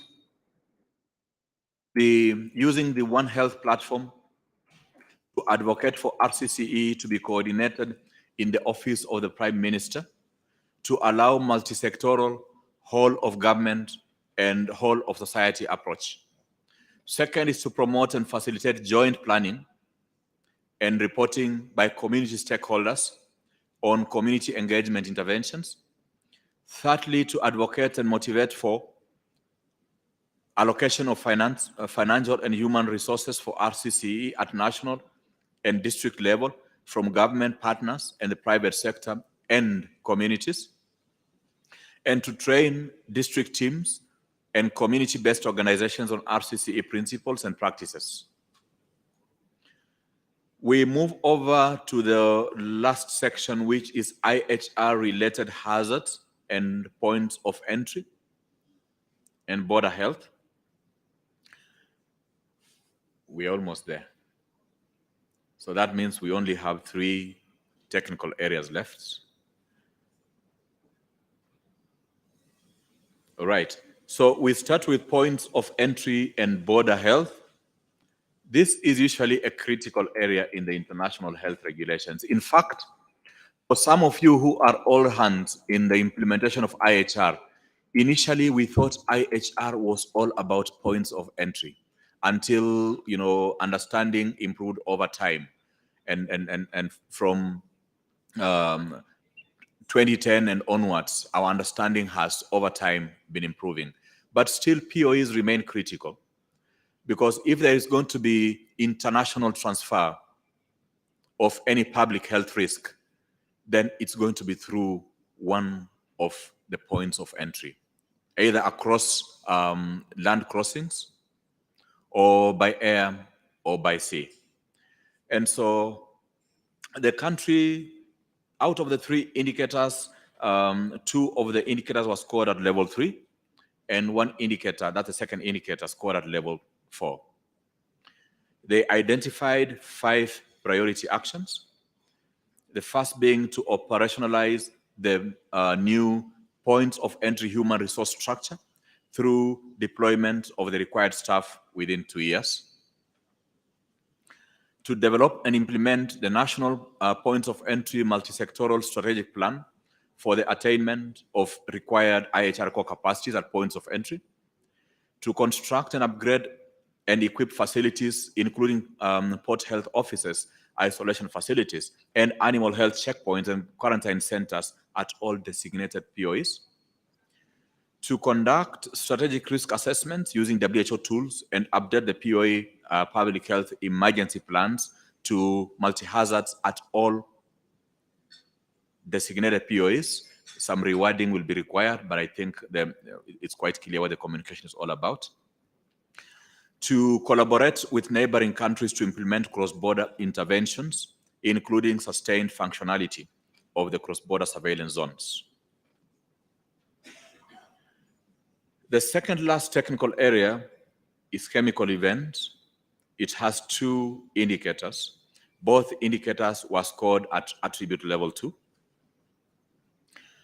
with 5 priority actions. The first being to establish a coordination mechanism under the Office of the Prime Minister to coordinate chemical events, intoxication, and poisoning surveillance activities in Uganda with clear scope of work. Secondly, to conduct comprehensive mapping for the potential chemical events and develop profiles with assessment of risks and impacts in health. To develop and implement a surveillance system for chemical event intoxication and poisoning with clear roles and responsibilities of different MDS. To develop and implement an integrated chemical intoxication and poisoning management strategic plan. And lastly, to designate and capacitate reference health facilities to handle chemical emergencies with trained healthcare workers, equipment and supplies. Lastly, the last technical area is radiation emergencies. It has 2 indicators, and both indicators were scored at attribute level 2. The team identified 5 priority actions. The first priority action is to develop and implement a roadmap for finalization and approval of the draft NNRERP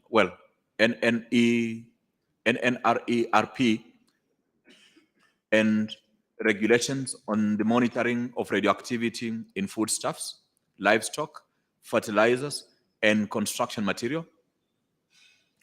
To designate and capacitate case management manuals, training equipment and supplies. I think that's what the capacitation is going to be about. So to designate and capacitate health facilities to manage radiation exposures. To establish a fully equipped laboratory for assessment of internal radioactive contamination. To conduct mentorship and annual joint exercises on NRE, I believe that's radiation events, with all relevant stakeholders dealing with nuclear and radiation events, and to advocate for the ratification of the Convention on Early Notification of Nuclear Accidents and the Convention on Assistance in Nuclear Accidents or Radiological Emergency. That was quite a mouthful.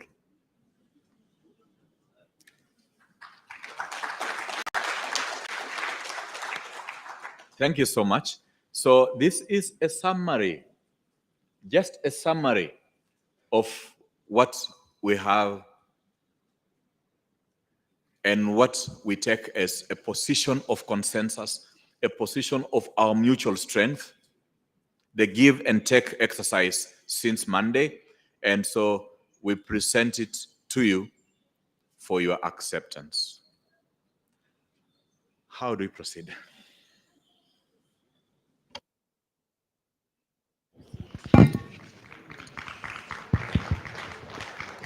Thank you very much, Dr. Shikanga, for that elaborate and informative presentation on the findings. And members, you will agree with him and the rest of us here that it represents a true picture of the engagements that we have actually been having since Monday. And I love the statement he made is we are not going to debate about the scores because there was enough time for us to debate. There we had side meetings. We were also told to present what was lacking in form of documentary evidence. So we wouldn't really love to again go back to, saying this is that, but I would like to seek clarification from Dr. Shikanga, because when you look at the priority actions, I believe this is one area where members can actually make a contribution, but not the scores. The scores are meant to assist us to become better, not bitter. So Dr. Shikanga, is there where we can talk about the recommendations, the priority actions, maybe not the recommendations as such, but the priority actions? Very well. And Dr. Mwangusi, over this, we are in concurrence, both the SME side and your position. We did not expect for a contention to be there on this course, except if there's a typo on our end. But for the priority actions, we have two levels of, improving them. These are going to, continue going through a panel beating mechanism between now and the time that this report is published. And the first opportunity is now. Remember, we have sifted through all the presentations that you made. We have engaged you in the side room from Monday till this morning. And part of that engagement was for us to, clean up and resize, reprioritize the priority actions. We have almost uniformly had about 3 to 5 priority actions per indicator, as opposed to per technical area. But we have managed to clean that up and have 3 to 5 priority actions per technical area. But still, reading through, I still see quite a bit of need for, refreshing, further cleaning and works like that. And so the first opportunity to clean that further is now. Time permitting, since I know we are time bound moving into the after lunch session. So the first opportunity is now. The second opportunity is this, that the SMEs are going to take the next 1 week, hopefully maximum 2 weeks, to clean this up further, given their wide technical knowledge, and incorporate it into the JEE report that we are going to have to share back to the country maximum within 2 weeks. And that once this report is shared back to the country through WHO country office, that the country office will share it with the government side, which will then disseminate the report among all of you stakeholders, which will be again a second opportunity, or well, a third opportunity, because SMEs are going to have a second opportunity to clean this up in 2 weeks' time. The third opportunity is going to be given to you after 2 weeks for you to look through again and rationalize the priorities and relook at them again. And then after that, you will share back with us after 1 week what you agree on as a country as priorities. So we have up to 3 levels to clean this up starting now, time permitting. Thank you. Yes, Milton.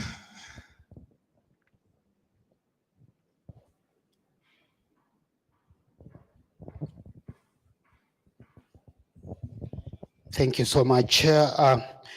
Thank you, Dr. Shikanga. Thank you for actually passing us through those critical priority areas. My attention is being drawn on immunization, and one of the critical priority areas to address is immunization against rabies in humans. I don't know if this is what we want, but from practice, we know that the best way to eliminate or at least manage rabies in humans is by vaccinating animals. I don't know if we would want to correct this or we would want it to be the way it is for which perhaps we need to debate over. Thank you. Any other contribution? Because I think, I don't know how we are supposed to move. Let us agree. Do we have comments flowing in, then we reach a consensus or a compromise, or we handle one at a time? You know, some people say that the best way of eating an elephant is to eat it piece by piece. So there are those who are actually proposing that. But can we maybe reach a consensus on this, Dr. Shikanga? Now, it's quite likely that there will be such contributions, quite a number of such contributions, no doubt about it, and it's welcome. So I think what will guide us, Dr. Mwanguzi, is how much time do we have? Okay. You may adopt on one of these strategies. You may want to, if there are few, maybe 3, 4, we can handle all of them in plenary now.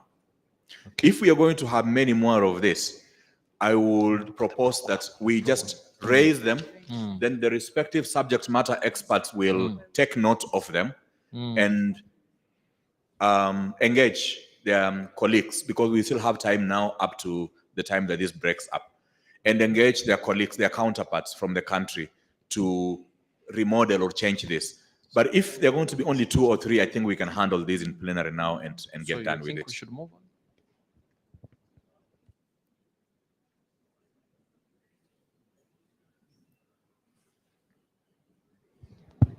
Yes, thank you, Dr. Shikanga. I think our afternoon session is supposed to begin at 2. Dr. Makumbi, I don't know what kind of, if there's any kind of advice or guidance that you need to give us. I think I take his advice, but we need to be here at 2. So the earlier we take our lunch, the better, because we have important cases coming. So if the time allows, we can have 2 or 3 and we go for lunch. Okay. So that is 1. The meal card's ready. So any other observation? I hope somebody is taking note. That is 1. We have agreed that we have maybe 3. Yes. Okay, thank you. My name is Tumusime Boaz from the Ministry of Tourism, Wildlife and Antiquities. On Wednesday, I think is when the assessment was looking at chemical events, and in among the stakeholders that were listed, I noticed that Uganda Wildlife Authority was missing, and yet we have had poisoning of wildlife, especially lions, in most of the parks, in some of the parks, and even poisoning is a serious threat to ecosystems, especially birds like vultures. So I would suggest that the multi-sectoral approach should cover natural ecosystems, in specific UWA, which is managing the wildlife parks in Uganda. Thank you. Thank you. The third, as Shikanga guided, we still have more avenues of discussing these issues further. Let us have the last one before, I hope somebody is noting, before we go for lunch, because we need to be here by 2 p.m. as we have important visitors. Any other observation? Should I assume that, okay, you're raising up your hand? No more hands. So can you join me to, hey, when you raise it, please raise it high. Eh? Dr. Agwan.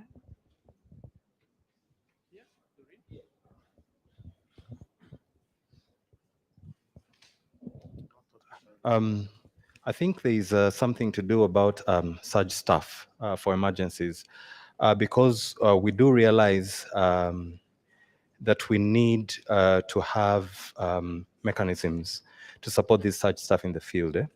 But the fact is we actually have such stuff, and The human resources component says we do not have such stuff. So I think we need to sort of sit and decide on where we want to go with this.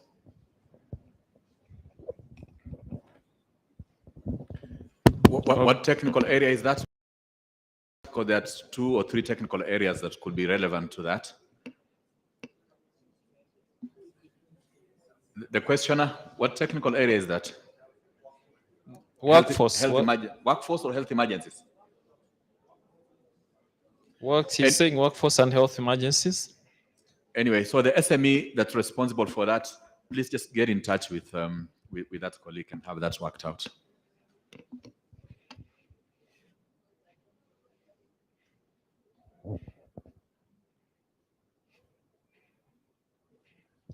Yes.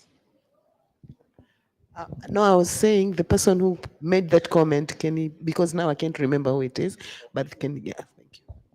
So Simon Chaze, please, you get in touch. She's the SME here for that. So members, if there are no more issues at this moment,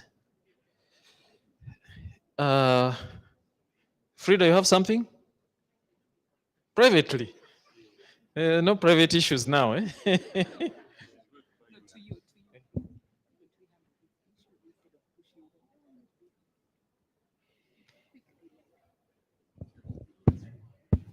Somebody is suggesting that why don't we handle these issues as they emerge, because but let us first go for lunch. Somebody is saying that il faut battre le fer très chaud. That's the phrase, that you hit the iron when it is still hot. But I think in the interest of time, let us first go for lunch. I know some of you don't eat as fast as I do, so you need enough time, such that you are here in time. So can we maybe get somebody to pray for that lunch? Uganda is a very prayerful country. Then you pick the meal cards as you're exiting. The pastor is where? Oh, Pastor Monje, please. But again, don't make it a sermon, eh?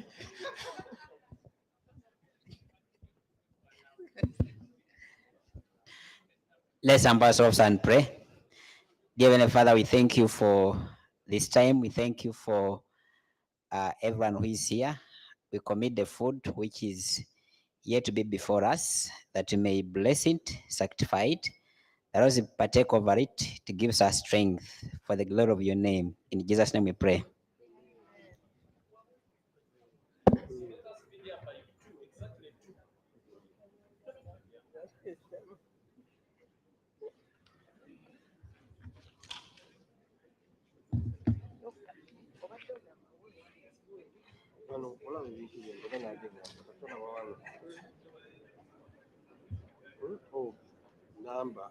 Number of reports developed or reviewed. So you have this developed or reviewed.